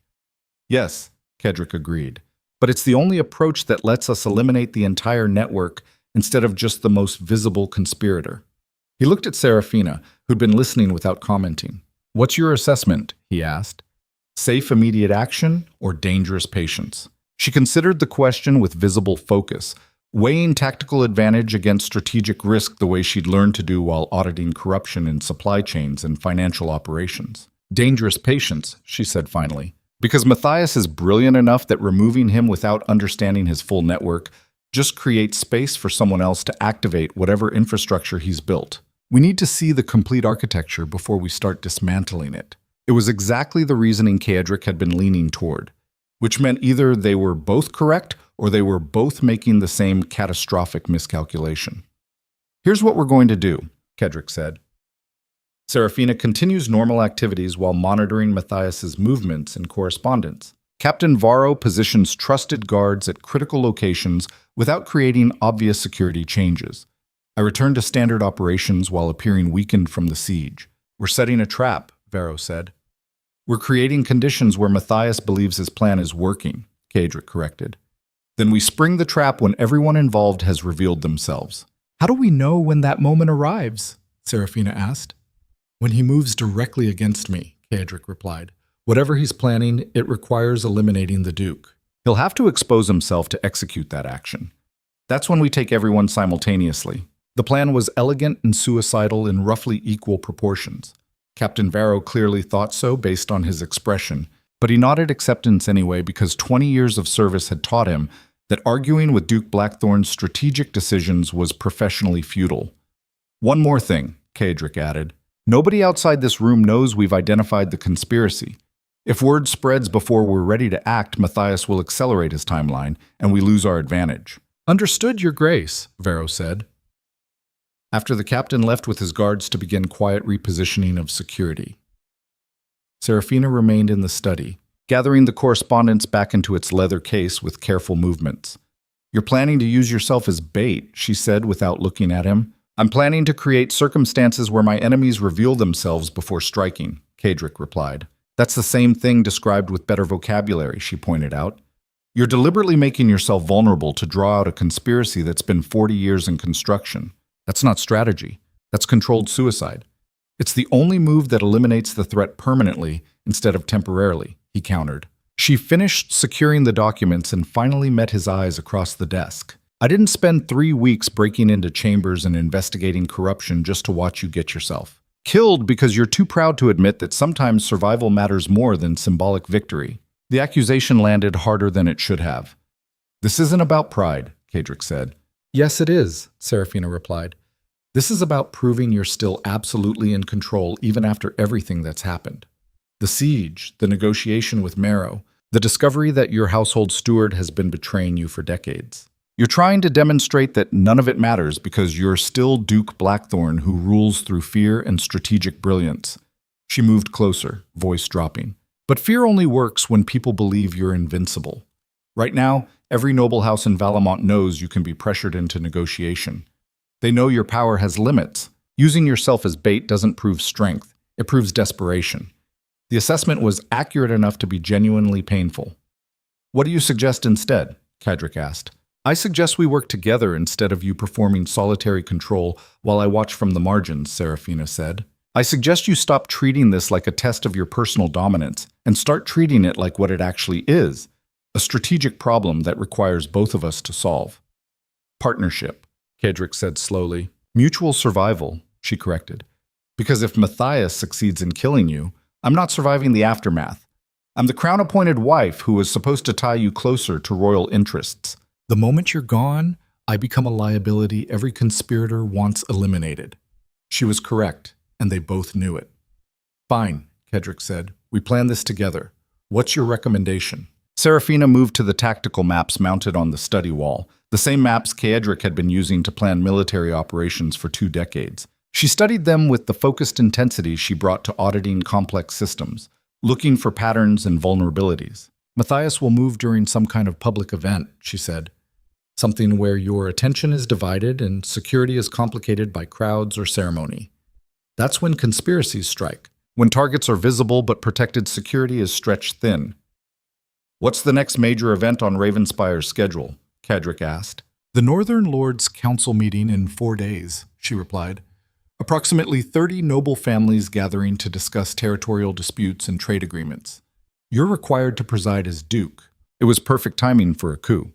Large gathering that required Cadric's presence, multiple potential conspirators in attendance, enough chaos that coordinated action could happen before security could respond effectively. Matthias probably scheduled it, Cadric said, or ensured it stayed on schedule despite the siege complications, Seraphina. Seraphina agreed. Either way, that's when he moves. Then that's when we move first, Cadric said. He turned from the maps to face his wife directly. 4 days, he continued. You keep investigating and identifying everyone involved in the network. I maintain appearances while Captain Varro positions security to respond when the trap springs. At the council meeting, we let Matthias believe his opportunity has arrived. Then we take everyone simultaneously. And if we miss someone, Seraphina asked, if there are conspirators we haven't identified, then we deal with them afterward, Cadric replied. But at least we'll have eliminated the primary threat and demonstrated that House Blackthorn doesn't collapse when challenged. The plan was still suicidal, but it was suicidal with structure and contingencies, which represented improvement over pure improvisation. Seraphina nodded slowly. 4 days. We can work with that. She moved toward the study door, then paused with her hand on the lock. Cadric, one more thing. Yes, when this is over, when we've dealt with Matthias and secured the fortress, we need to talk about what comes next. Because you can't keep ruling the way your father taught you. Fear and absolute control created the conditions that made this conspiracy possible. If you want House Blackthorn to survive beyond the immediate crisis, you're going to need to change how the system actually functions. That sounds like revolution, Cadric observed. That sounds like adaptation, she corrected. Evolution instead of extinction. She left before he could respond, closing the door quietly behind her. Cadric stood alone in his study, surrounded by maps and military reports, and the uncomfortable realization that his wife was correct about fundamental things he'd been avoiding acknowledging. 20 years of ruling through fear had built an empire, and that same fear had eventually taught people that death was preferable to continued submission. The question was whether he could transform the system before it collapsed entirely, or whether some systems were designed to collapse regardless of how brilliantly their architects tried to prevent it. The next 4 days passed with the particular tension that came from knowing violence was coming, but not knowing its exact shape until it arrived. Cadric maintained his usual routines, presiding over administrative meetings and reviewing military reports, while Matthias performed his customary loyal service with no indication he suspected anything had changed. The steward was either a brilliant actor or genuinely believed his conspiracy remained undetected. Probably both. Seraphina continued her investigation with methodical precision, cross-referencing the household staff receiving irregular payments against duty schedules for the upcoming council meeting. She identified 17 people who would be strategically positioned during the gathering, enough to coordinate action across multiple areas simultaneously. Captain Varro quietly repositioned guards he trusted, placing them at critical access points without creating obvious pattern changes that might alert conspirators. He also stationed soldiers in adjacent chambers where they could respond rapidly when fighting started. Because everyone involved understood fighting would start. The only questions were when and how. The Northern Lords' Council convened on a gray morning that carried the smell of coming snow. Approximately 30 noble families arrived throughout the early hours, their carriages rolling through Ravenspire's gates while servants scrambled to accommodate guests who ranged from genuinely loyal to actively hostile. Lord Marrow attended despite having withdrawn his forces during the siege, his presence a reminder that negotiated peace didn't erase underlying animosity. Count Aldrich's widow came representing her dead husband's house, wearing mourning colors that were probably calculated to emphasize Caedric's reputation for harsh justice. Several minor lords, whose loyalty had always been conditional, arrived with larger guard retinues than protocol recommended, clearly expecting potential violence. The Great Hall had been prepared for formal proceedings.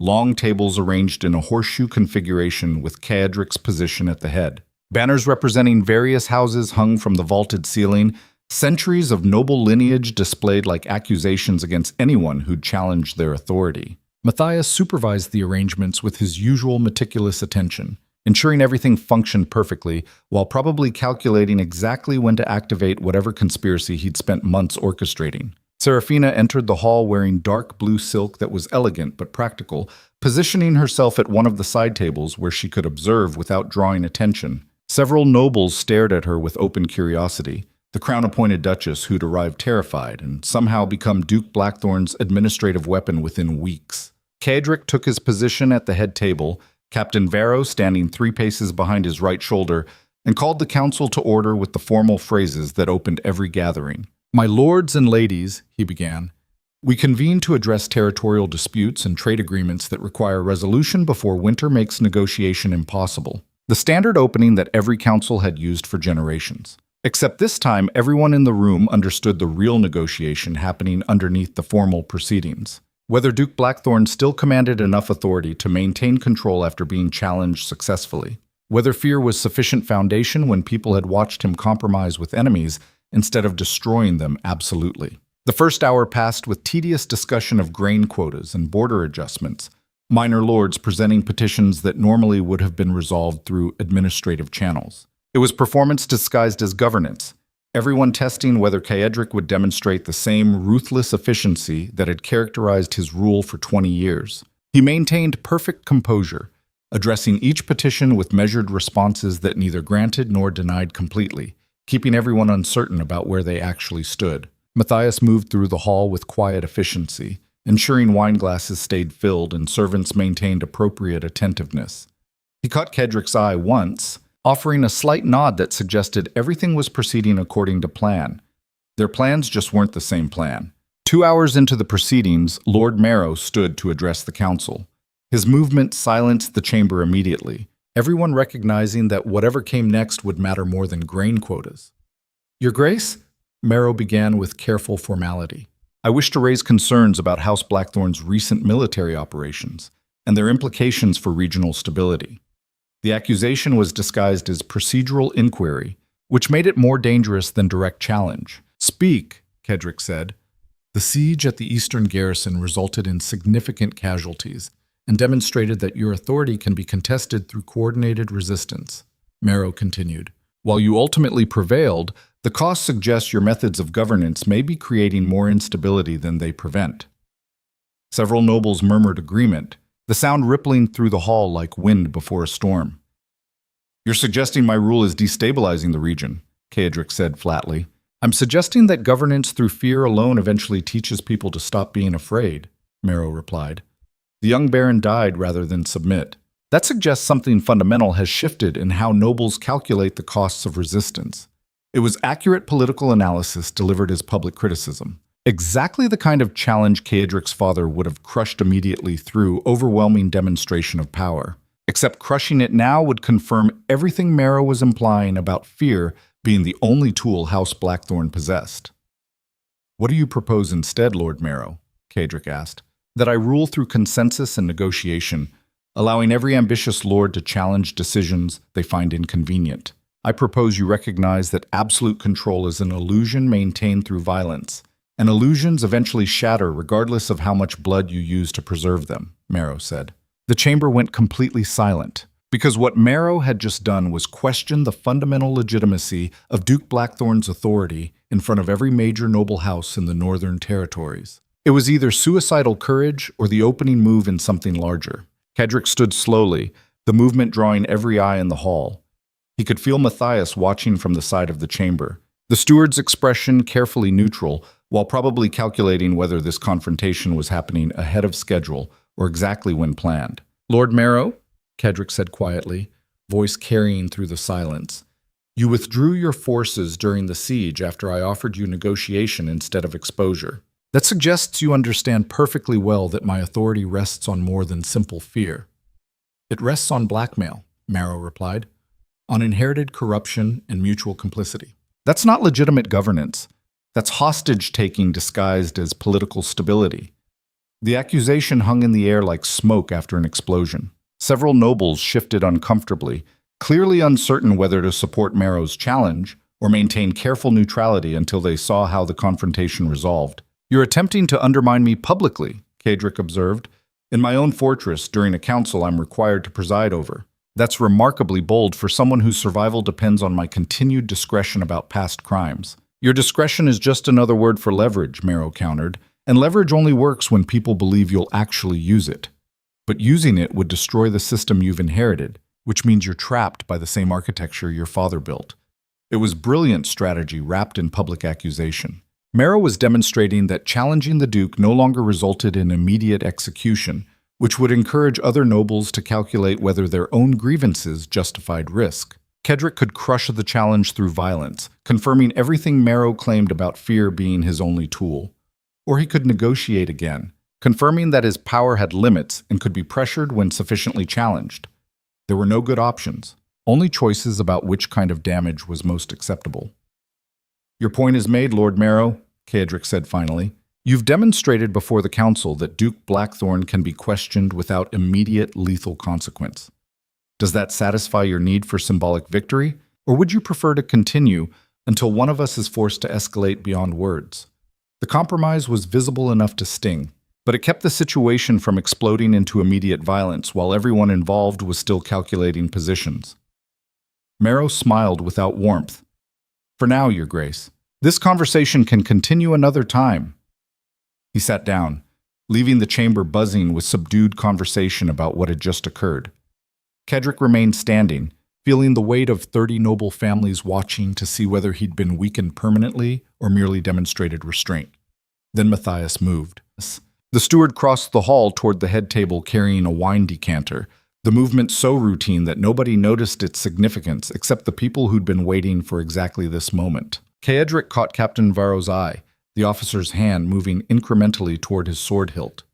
Seraphina's expression shifted from carefully neutral to cold focus, her attention tracking Matthias with the intensity of someone watching a viper approach striking distance.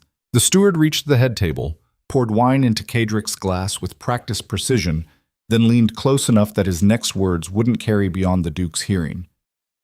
"Your Grace," Matthias said quietly, "I believe it's time we discuss the future of House Blackthorn, perhaps in your private study where we can speak without witnesses." It was the opening move Cedric had been anticipating for 4 days, the invitation to private conversation where assassination could happen without immediate discovery. "Now," Cedric asked. "Now would be appropriate, Your Grace," Matthias replied, "before Lord Marrow's public challenge encourages others to question your authority more directly."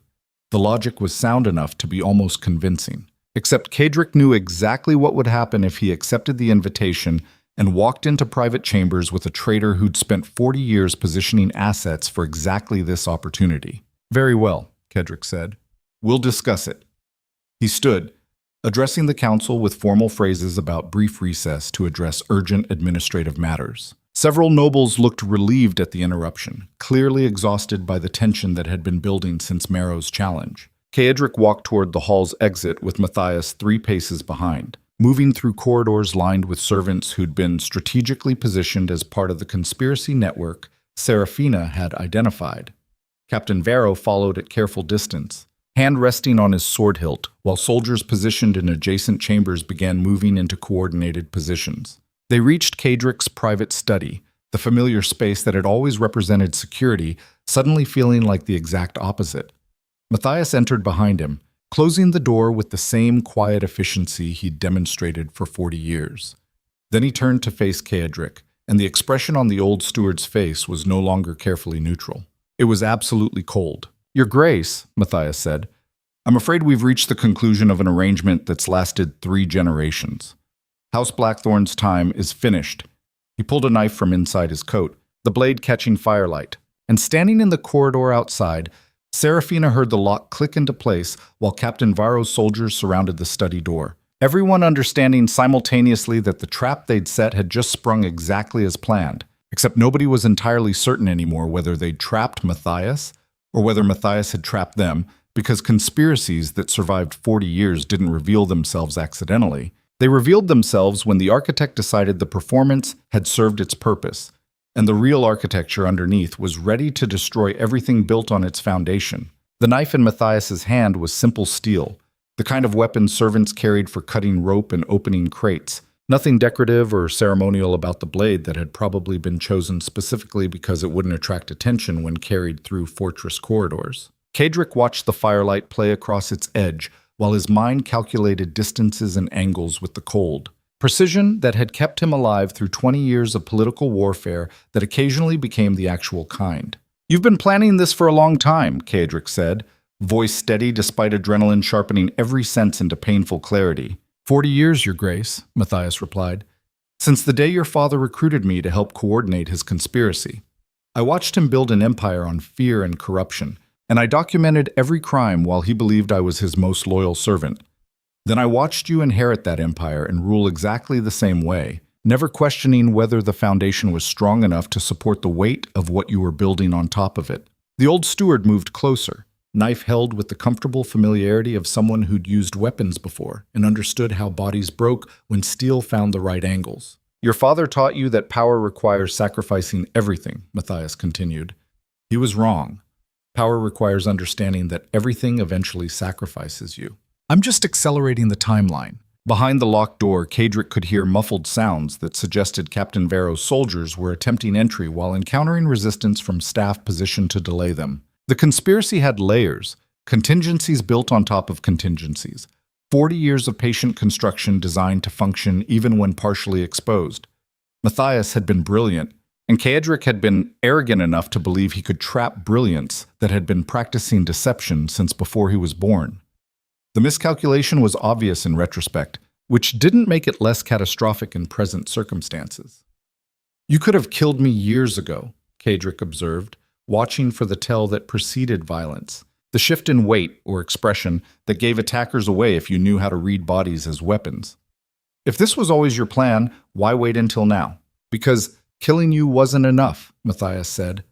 "I needed to destroy the system your family built, the fear architecture that's held the Northern Territories in submission for 3 generations. Executing one duke just creates space for another duke to inherit the same corrupt structure. But demonstrating that Duke Blackthorn can be challenged, negotiated with, forced into compromise, that changes everything." He smiled without warmth.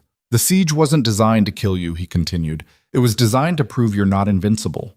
Lord Marrow's public challenge wasn't about removing you from power. It was about showing every noble house in Valamont that your authority has limits. Now when I kill you during a council meeting surrounded by witnesses, it won't be assassination. It'll be revolution." The strategy was elegant in its brutality. Matthias had spent months ensuring Kadrick's death would appear as the inevitable conclusion of a system collapsing under its own corruption rather than simple murder. Every noble in that hall would return to their estates carrying stories about how House Blackthorn fell. Because fear alone wasn't sufficient foundation when people learned to choose death over submission. The propaganda value was almost worth dying for. "Almost. You're assuming you'll survive killing me," Kadrick said.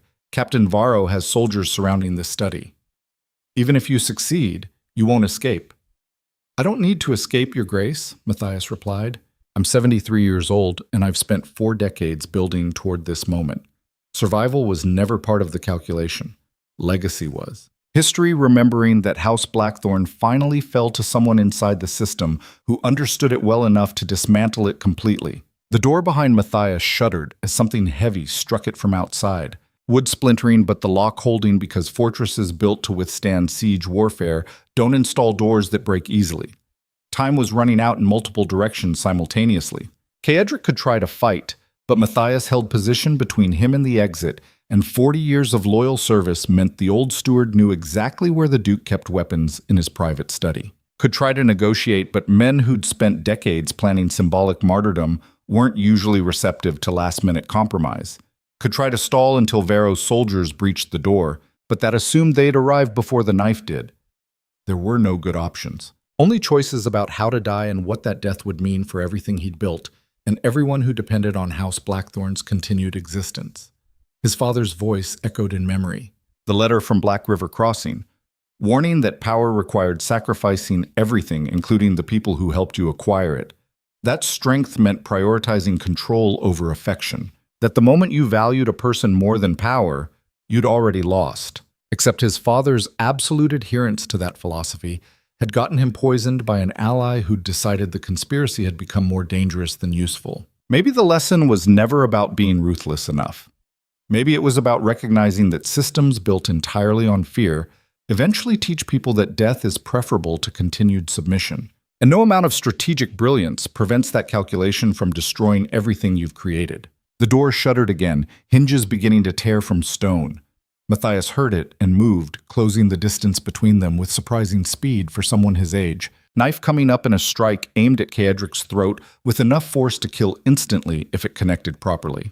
Kaedric twisted sideways, feeling the blade slice through his coat sleeve and draw a line of fire across his upper arm instead of opening his neck. He grabbed Matthias's wrist with both hands, controlling the weapon while the old steward's momentum carried them both crashing into the desk with enough impact to scatter maps and documents across the floor. They struggled in silence except for ragged breathing and the sounds of boots hammering against the door. Two men fighting with the desperate efficiency of people who understood this ended with one of them dead and the other trying to justify what survival cost. Matthias was stronger than his age suggested, leverage and positioning compensating for diminished physical power, the knife moving in tight controlled arcs that kept forcing Kaedric to redirect energy toward defense instead of counterattack. Then the blade found an opening, sliding between Kaedric's ribs on the left side with a sensation like ice water injected directly into his chest cavity. Not deep enough to kill immediately, but deep enough that blood started flowing with concerning enthusiasm. Pain exploded through Kaedric's torso, sharp and clarifying, and accompanied by the distant understanding that he was about to die in his own study, killed by the man his family had trusted for 3 generations. The door finally shattered, Captain Vero and 4 soldiers pouring through the opening with weapons drawn and expressions that suggested they'd been listening to the fight while unable to intervene. Matthias saw them and smiled, the expression almost peaceful. Then he turned the knife on himself, driving it into his own throat with the same controlled precision he'd used attempting to kill the Duke. Blood fountaining across expensive carpet, while the old steward collapsed forward onto his face and stopped moving. The study filled with organized chaos. Soldiers securing the space while Vero rushed to Kaedric's side, hands already pressing against the wound in his ribs, trying to slow bleeding that was making the floor increasingly slippery. Seraphina appeared in the doorway, taking in the scene with a single comprehensive glance before crossing to kneel beside Kaedric, where he'd slumped against the overturned desk. Her hands joined Vero's in applying pressure to the wound, face professionally calm despite whatever she was actually feeling underneath the composure. "How bad?" she asked Vero. "Bad enough that he needs a physician immediately," the captain replied. "But probably survivable if we stop the bleeding." Kaedric tried to laugh, which turned into coughing that brought blood into his mouth. Probably survivable was the best assessment he'd heard in days. "Don't talk," Seraphina ordered. "Save your energy for not dying before we can get you proper medical attention." She turned to Vero. "The conspirators in the council hall," she said. "Arrest them now while they're still uncertain what happened. Use the list I compiled. Anyone receiving payments from Matthias gets detained for interrogation." "On whose authority?" one of the soldiers asked. "On mine," Seraphina replied, voice carrying the kind of absolute certainty that made questioning feel professionally unwise. The Duke is incapacitated, and I'm his legal heir to House Blackthorn's authority in emergency circumstances. Consider this an emergency. Varro hesitated for maybe half a second, then nodded and issued rapid orders that sent soldiers moving through the fortress with coordinated precision. After they left, Seraphina focused entirely on Kaedric, maintaining pressure on the wound while blood soaked through her silk dress and spreading dark stains. "You're not dying today," she said quietly. "I didn't investigate corruption and break into chambers just to become a widow after 6 weeks of marriage." 6 weeks, Kaedric managed. "Feels longer." "That's because you've been stabbed," she replied. "Time distorts during trauma. It's very common."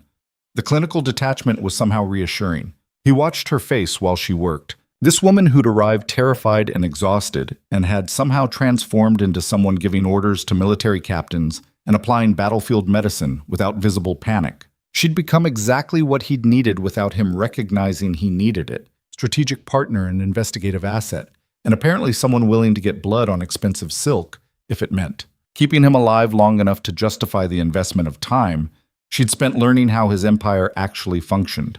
His father had claimed people were only valuable until they became threats. But Seraphina had become both simultaneously powerful enough to be dangerous and essential enough to be irreplaceable. And somehow that combination had made her more valuable rather than less. Maybe his father had been wrong about fundamental things. Or maybe Kaedric was making catastrophic miscalculations while bleeding on his study floor. The uncertainty was becoming familiar enough to be almost comfortable. Physicians arrived with stretchers and medical supplies, professionals who'd seen enough combat injuries to work without needing detailed explanation. They stabilized the wound, wrapped Kaedric's torso in bandages that immediately started showing red seepage, and transported him to chambers where surgery could happen under better conditions than blood-soaked study floors provided. Seraphina followed the entire way, refusing to leave even when physicians suggested her presence wasn't medically necessary. "I'm staying," she said flatly. "Continue working." They continued working. Kaedric woke in darkness, broken only by firelight from a hearth he couldn't quite locate, the world reduced to pain and confusion, and the distant understanding that he was alive, which meant either the physicians had been competent or dying took longer than anticipated. His torso felt like someone had filled it with broken glass and then set the glass on fire. Breathing required deliberate effort, and moving anything produced enough agony that unconsciousness seemed appealing as an alternative to continued awareness. He was definitely alive. Death wouldn't hurt this much. A figure moved beside the bed, resolving into Seraphina as his vision cleared enough to identify details in the dimness. She looked exhausted, still wearing the blood-stained dress from the study, because apparently changing clothes had been lower priority than watching him breathe. "How long?" Kaedric asked, voice rough from disuse. 18 hours, she replied. "The physicians removed the knife, stitched internal damage, and told me you'd probably survive if infection didn't develop. You've been unconscious since the surgery." She poured water from a pitcher beside the bed, held the cup to his lips with steady hands while he drank enough to make his throat functional again.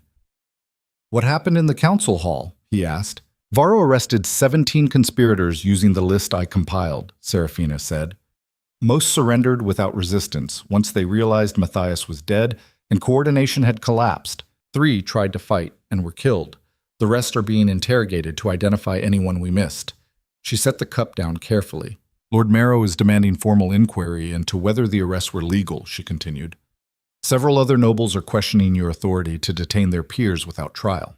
The situation is politically complicated but militarily stable, meaning I crushed an internal conspiracy but confirmed everything Matthias wanted people to believe about my rule being built on fear and corruption," Kaedric said. "Meaning you survived an assassination attempt and exposed a network that's been undermining House Blackthorn for 40 years, Seraphina corrected.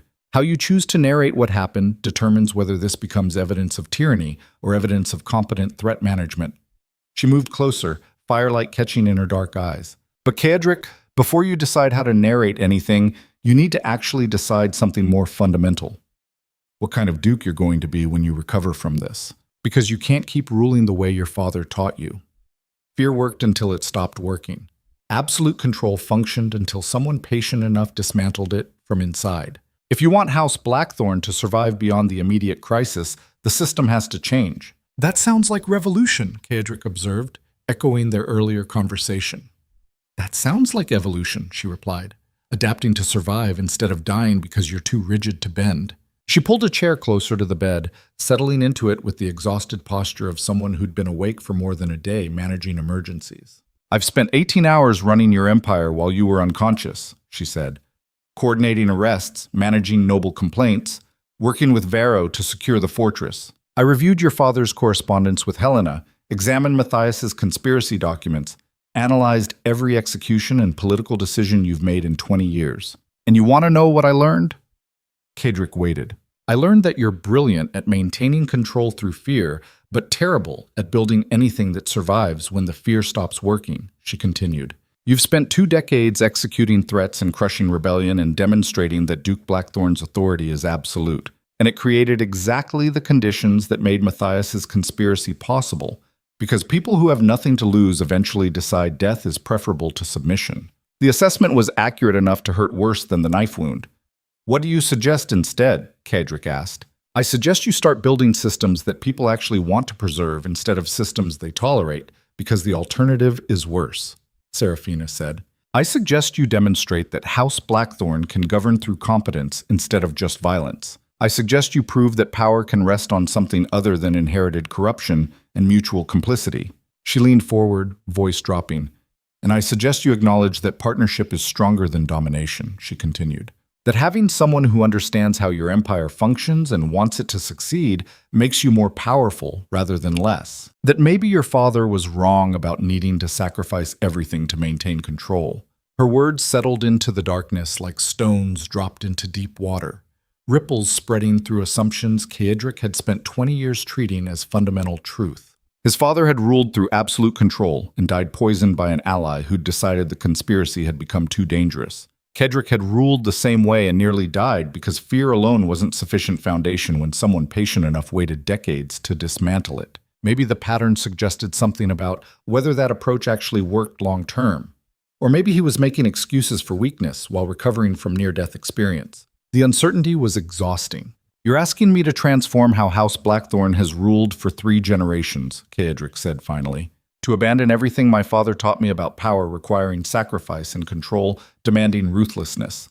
To believe that showing anything other than strength invites challenges, I won't survive. I'm asking you to recognize that what your father taught you got him killed and almost got you killed, Seraphina replied. And I'm offering to help you build something different if you're willing to admit that maybe absolute control is an illusion maintained through violence until someone figures out how to break the illusion completely. She stood, moving to the window that overlooked Ravenspire's valley where thousands of lights flickered in the darkness. Your father believed people were only valuable until they became threats, she said quietly. But I've been both valuable and threatening since I arrived, and you've kept me alive anyway. That suggests you already understand something he never learned. That power built on partnership survives longer than power built on fear alone. She turned back to face him. So decide, she continued. Do you want to spend the rest of your life maintaining the same system that nearly destroyed you, executing threats, and crushing rebellion until eventually someone succeeds where Matthias failed? Or do you want to try building something different that might actually survive beyond your death? The question hung in the air between them, weighted with implications that extended far beyond immediate tactical decisions. Kaedric lay in darkness, feeling pain pulse through his torso in rhythm with his heartbeat, and for the first time in 20 years genuinely didn't know what the strategically optimal choice was. Every calculation his father had taught him suggested showing anything other than absolute strength invited destruction. But that approach had created the exact conditions that made his assassination attempt possible. Maybe strategy had limits. Maybe some problems required solutions that looked like weakness until they proved to be strength disguised as something else entirely. The uncertainty was terrifying in ways that combat and political warfare had never been. Tell me honestly, Kaedric said finally. Do you believe House Blackthorn can survive if I change how we rule? I believe it can't survive if you don't, Seraphina replied. The question is whether you're brave enough to risk evolution instead of guaranteeing extinction through rigid refusal to adapt. She returned to the chair beside his bed, firelight casting shadows across her blood-stained dress. I'm not leaving, she added quietly. Whatever you decide, I'm staying, because unlike your father's mistress who hid away in comfortable exile, I'm committed to making this empire work. Not because I love you, we barely know each other, but because my survival depends on House Blackthorn's survival, and I've decided partnership serves both our interests better than performing helplessness while you make decisions alone. The brutal honesty was becoming familiar, and somehow more valuable than false sentiment would have been. Cadric stared at the ceiling where firelight danced across stone that had witnessed 3 generations of Blackthorns, making similar calculations about power and survival, and how much ruthlessness was required to maintain control. His father had chosen absolute dominance and died for it. Cadric had inherited that choice and nearly died for it. Maybe the lesson wasn't about being ruthless enough. Maybe it was about recognizing that some foundations were designed to collapse regardless of how brilliantly their architects tried to prevent it. And the only real choice was whether to rebuild on better foundation or die defending structure that had already failed. "All right," he said quietly. "We try something different, our mates." Recovery took 6 weeks of painful, slow progress, bones and tissue knitting back together, while Ravenspire continued functioning under Seraphina's management and Captain Varro's military oversight. The interrogations of Matthias's co-conspirators revealed the full scope of the network: 17 household staff who'd been feeding information to rebel nobles for years, creating the intelligence infrastructure that had made coordinated uprising possible. All 17 were executed according to established law regarding treason, but Cadric ordered the proceedings conducted through formal tribunal with evidence presented and legal defense provided. Not because he'd suddenly developed mercy toward traitors, but because Seraphina had been correct that competent governance required demonstrating the system functioned through justice rather than arbitrary violence. The distinction mattered to observers calculating whether challenging House Blackthorn would result in execution or trial. Lord Marrow's formal inquiry into the arrests was answered with comprehensive documentation of the conspiracy, including letters Matthias had written coordinating rebellion and financial records showing payments to household staff for intelligence gathering. Several nobles who'd been demanding investigation quietly withdrew their complaints once they realized how much evidence existed and how many of their peers had been involved. The political situation stabilized through demonstrated competence rather than intimidation. It was unfamiliar and deeply uncomfortable, but measurably effective in ways that executing problems hadn't been. On the first day, Cadric could walk without assistance. He made his way to the Western Tower, where Seraphina spent mornings reviewing administrative reports and coordinating with estate managers across the Northern Territories. She looked up when he entered, surprise flickering across her face before being replaced with careful assessment. "You're supposed to be resting," she said. "I've been resting for 6 weeks," Cadric replied, "and watching you run my empire while I recovered. I thought it was time we discussed what comes next." She set aside the documents she'd been reviewing, giving him full attention. "What comes next depends on what you actually want House Blackthorn to become," she said. "You told me we'd try something different, but trying requires specifics rather than vague intention." Cadric moved to the window overlooking the valley where spring was finally arriving after brutal winter.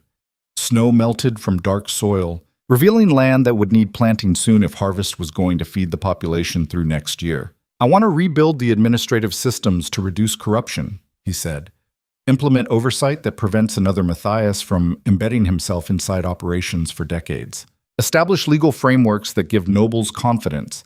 Their grievances will be addressed through channels instead of requiring rebellion to be heard." "That's ambitious reform," Seraphina observed. "That's survival strategy," Cadric corrected. "Because you were right that fear alone doesn't sustain stability long term. Eventually people learn to stop being afraid, and then the system collapses because nothing else is holding it together." He turned from the window to face her directly. "I need your help," he said. "Not as my wife performing duties assigned by marriage contract. As my partner building systems that actually function beyond our deaths. You understand how corruption works and how to identify it. You've demonstrated competence managing crises I was too incapacitated to address, and you're invested in House Blackthorn's survival for the same practical reasons I am. Partnership instead of domination," Seraphina said slowly. "Mutual benefit instead of hierarchical control," Cadric agreed, "building something together that neither of us could build alone." She stood, moving closer with careful steps that suggested she was measuring whether this offer was genuine transformation or strategic manipulation disguised as reform. "If we're partners," she said, "then I need actual authority, not just permission to make suggestions you'll override when convenient. I need legal standing to implement reforms and access to enforce them." I need you to publicly acknowledge that House Blackthorn's governance is shared rather than singular. The demand was reasonable and terrifying in equal proportions, because sharing power meant accepting vulnerability. His father had claimed was fatal weakness. But his father's refusal to share anything had gotten him poisoned by the ally he'd trusted most. Maybe vulnerability was just another form of strength when properly structured. "You'll have it," Kedrick said. "Full authority to implement administrative reforms and legal standing to enforce them. We'll announce the partnership publicly during the next council session." Seraphina studied his face with the intensity she brought to analyzing complex systems, looking for deception or calculation hidden inside apparent compromise. "Why now?" she asked finally. "What changed between you telling me we'd try something different and you actually committing to structural reform?" "I nearly died because my father's systems failed," Kedrick replied. "And I spent 6 weeks watching you hold everything together using methods he claimed were impossible. You proved partnership could function where domination had collapsed. That's not theory anymore. It's documented fact." He moved closer, ignoring the pull of healing wounds. "And honestly," he continued, "I'm tired of ruling alone. Tired of executing threats and crushing rebellion and maintaining absolute control through constant vigilance. My father spent 40 years doing that and died miserable and poisoned. I'd prefer to build something that survives without requiring me to sacrifice everything, including basic humanity, to maintain it." The confession was more honest than he'd intended, but exhaustion and near-death experience had apparently eroded his capacity for strategic deception, leaving only brutal truth about wanting something different, even if he wasn't entirely certain what different should look like. Seraphina's expression shifted into something that might have been approval if it wasn't quite so carefully controlled. "All right," she said, "we'll try partnership. But understand that means actually listening when I identify problems instead of defending systems because they're familiar. It means accepting that sometimes the person who arrived 6 weeks ago sees vulnerabilities you've been too close to recognize." "Understood," Kedrick said. "And it means acknowledging that maybe your father was wrong about fundamental things," she added. "That power doesn't require sacrificing everything. That affection isn't automatically liability. That having someone who understands your empire and wants it to succeed makes you stronger rather than weaker." She held his gaze. "Can you actually believe that?" she asked. "Or are you just performing reform while waiting for opportunity to revert to what's comfortable?" The question was fair and impossible to answer with complete certainty, because Kedrick genuinely didn't know whether he could transform decades of conditioning that claimed vulnerability was fatal weakness. Didn't know whether partnership would survive first serious crisis or collapse back into hierarchical control the moment fear suggested that was safer. Didn't know whether he was capable of building something different or just temporarily committed to trying until trying became inconvenient. "I don't know," he admitted finally, "but I'm willing to find out. That's the best answer I can give." Seraphina nodded slowly. "Then that's enough to start." She moved to the desk where documents lay scattered across polished wood, pulling out several proposals she'd apparently been preparing during his recovery. "Here's what I'm recommending for initial reforms," she said. "Establish independent oversight council to review administrative decisions. Implement legal framework for nobles to petition grievances without requiring rebellion. Create transparency in financial operations so corruption becomes harder to hide. Reform execution protocols to require formal tribunal instead of Duke's singular authority." Each suggestion was designed to reduce centralized control while maintaining stability. Each suggestion represented exactly the kind of vulnerability his father had claimed was fatal. And each suggestion addressed systemic problems that had made Matthias's conspiracy possible. Kedrick studied the proposals with the focus he'd once brought to planning military campaigns and political executions, except this time the strategy was building rather than destroying, evolution rather than domination, partnership rather than singular control. It felt dangerous and necessary in ways he was still learning to recognize. "Implement all of it," he said. "We'll present the reforms during the next council session and make it clear House Blackthorn's governance is transforming whether nobles approve or resist." "That's going to create opposition," Seraphina warned. "Everything creates opposition," Kedrick replied. "At least this way we're building something worth defending instead of maintaining systems that collapse the moment someone patient enough decided to dismantle them." Mites. The Spring Council convened 6 weeks after the assassination attempt. Nobles gathering in Ravenspire's Great Hall with visible uncertainty about what kind of Duke Blackthorn would preside over proceedings. Rumors had spread about reforms and partnerships and structural changes to how the northern territories were governed, speculation mixing with concern about whether this represented genuine transformation or strategic manipulation. Cadric entered the hall with Seraphina beside him rather than behind, the positioning immediately signaling something fundamental had shifted. He still wore black, still carried himself with the controlled presence that had characterized 20 years of rule, but something in his bearing suggested a man who'd survived near death and decided certain risks were worth taking. "My lords and ladies," he began, "we convene to address matters requiring resolution, but before proceeding with standard business, there are structural changes to House Blackthorn's governance that require announcement." The hall went silent with the kind of focused attention that preceded either disaster or transformation.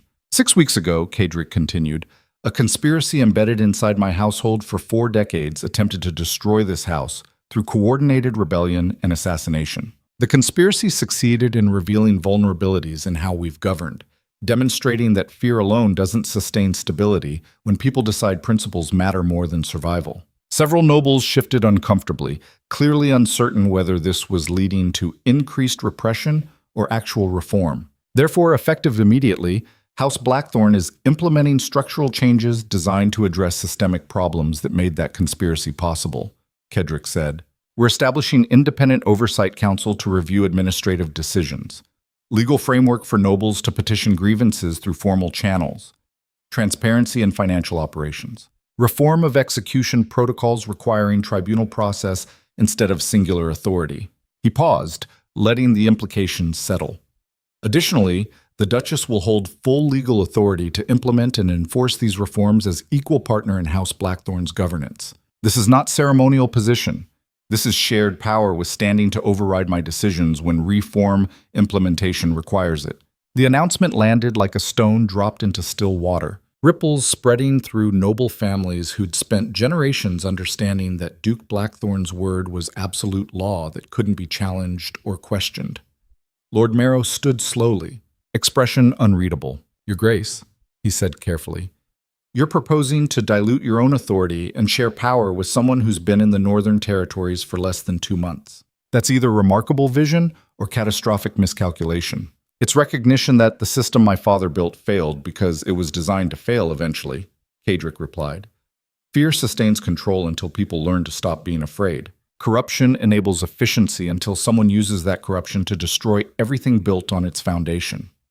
Singular authority functions until the authority becomes vulnerable." He gestured toward Seraphina. "Partnership distributes vulnerability while amplifying capability," he continued. "The Duchess has demonstrated competence managing crises, identifying corruption, and implementing reforms I was too invested in existing systems to recognize as necessary.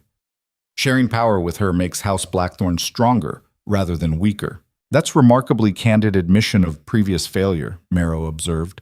"That's accurate assessment of what nearly destroyed us," Cadric corrected, "and recognition that adapting to survive requires acknowledging what didn't work instead of defending it, because change feels dangerous." He looked across the assembled nobles, meeting eyes that carried generations of resentment and fear and calculation about whether this transformation was genuine or performance. "I'm not claiming these reforms will eliminate all problems," he said. "I'm not promising House Blackthorn will suddenly govern with perfect justice and absolute competence. I'm committing to building systems that address grievances through channels instead of requiring rebellion, to demonstrating that power can rest on something beyond inherited corruption, to proving that evolution is possible even for empires built on fear." The hall remained silent for a long moment, while nobles processed whether to support transformation or resist it. Then Count Aldrich's widow stood, the woman whose husband Caedric had helped execute years earlier. "Your Grace," she said quietly, "my house has suffered under Blackthorn authority for generations. We've watched Duke after Duke rule through fear and execution and absolute control.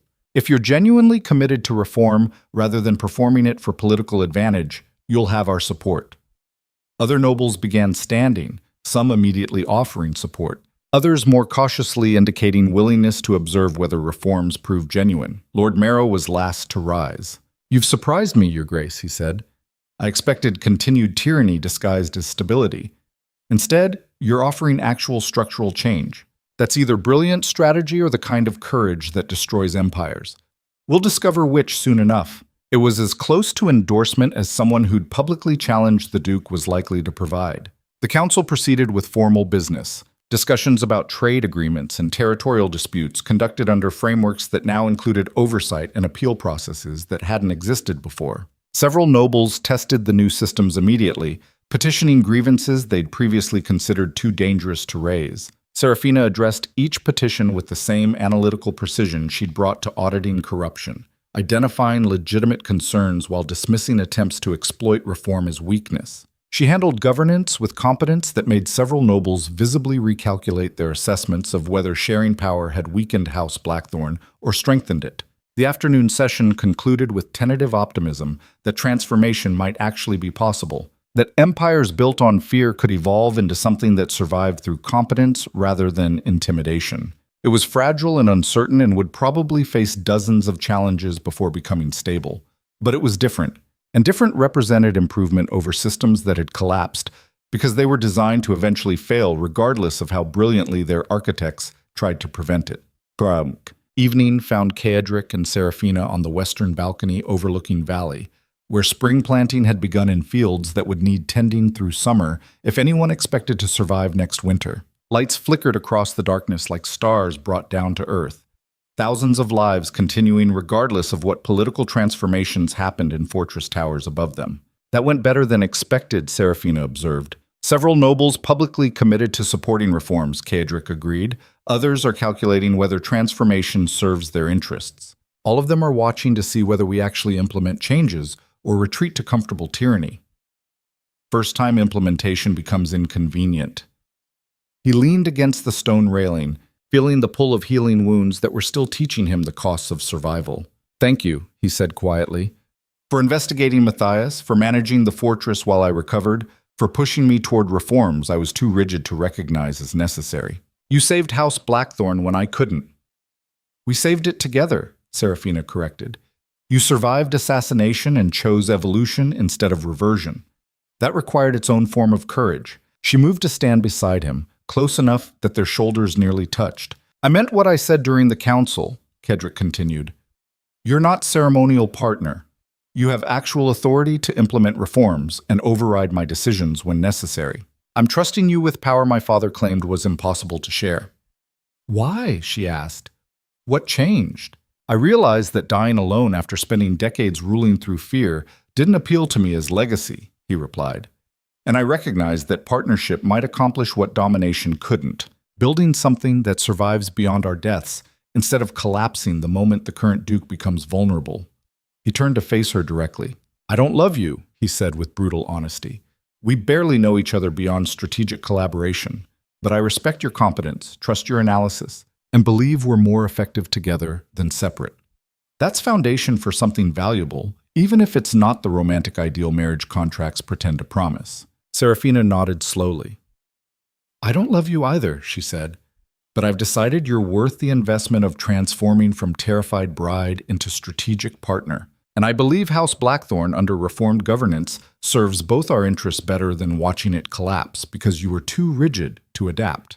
It was possibly the least romantic declaration of partnership ever spoken, and somehow more honest than false sentiment would have been. They stood together overlooking the valley where thousands of lights flickered against darkness. Two people who'd arrived at partnership through strategic necessity rather than affection, building something that might survive because it rested on mutual benefit instead of hierarchical control. Caedric felt something close to what other people might recognize as hope, the fragile understanding that maybe empires didn't have to be built on fear and maintained through ruthless domination. That maybe power could rest on competence and governance through justice and partnership that distributed vulnerability while amplifying capability. His father had been wrong about fundamental things, and admitting that felt like betrayal and liberation in equal measure. In the valley below, spring continued arriving regardless of what political transformations happened in fortress towers above. Fields needed planting, crops needed tending, lives needed living, regardless of whether dukes ruled through fear or justice or some combination that hadn't been fully defined yet. The northern territories would survive or collapse based on whether reforms proved genuine or failed under pressure. But at least they were trying evolution instead of guaranteeing extinction through rigid refusal to adapt. That represented progress, even if the destination remained uncertain. Seraphina's hand moved to rest on the stone railing beside his, not quite touching, but close enough that the proximity felt deliberate. They stood watching darkness gradually soften into the gray pre-dawn that preceded morning. Two people who'd been forced together by political arrangement and somehow transformed it into partnership worth building on. The future remained uncertain, but uncertainty meant possibility existed where before there had been only inevitable collapse. And possibility was enough to start rebuilding from ruins fear had created. Caedric had spent 20 years ruling through domination and nearly died because that approach eventually taught people death was preferable to submission. Now he was attempting something different, evolution instead of extinction, partnership instead of singular control, justice instead of arbitrary violence. It might fail. Probably would face challenges that tested whether reforms survived first serious crisis. But failure after attempting transformation felt more honorable than success achieved through maintaining systems designed to eventually collapse, regardless of how brilliantly their architects tried. To prevent it, his father had taught him that power required sacrificing everything. Seraphina had taught him that survival required recognizing when sacrifice stopped serving strategic purposes and started guaranteeing destruction. The difference between those philosophies would determine whether House Blackthorn survived beyond their deaths or collapsed like every other empire built on fear, eventually collapsed when people learned to stop being afraid. Time would reveal which approach proved correct, but at least they were trying. And trying represented courage even when outcome remained uncertain. The first light of genuine dawn broke across the eastern horizon, painting the valley in shades of gold and gray that turned planting fields into something almost beautiful. Somewhere in the distance, bells began ringing to mark the start of another day, another opportunity to build something better than what had existed before. Caedric stood beside his partner watching morning arrive, and for the first time in 20 years, felt something other than the exhausting requirement to maintain absolute control through constant vigilance. He felt the particular relief that came from sharing burden that had been designed to crush whoever carried it alone. It was unfamiliar and uncomfortable, and possibly the best decision he'd ever made. Time would tell. But at least he'd survived long enough to find out. And survival was its own form of victory when the alternative had come so close to writing different ending entirely.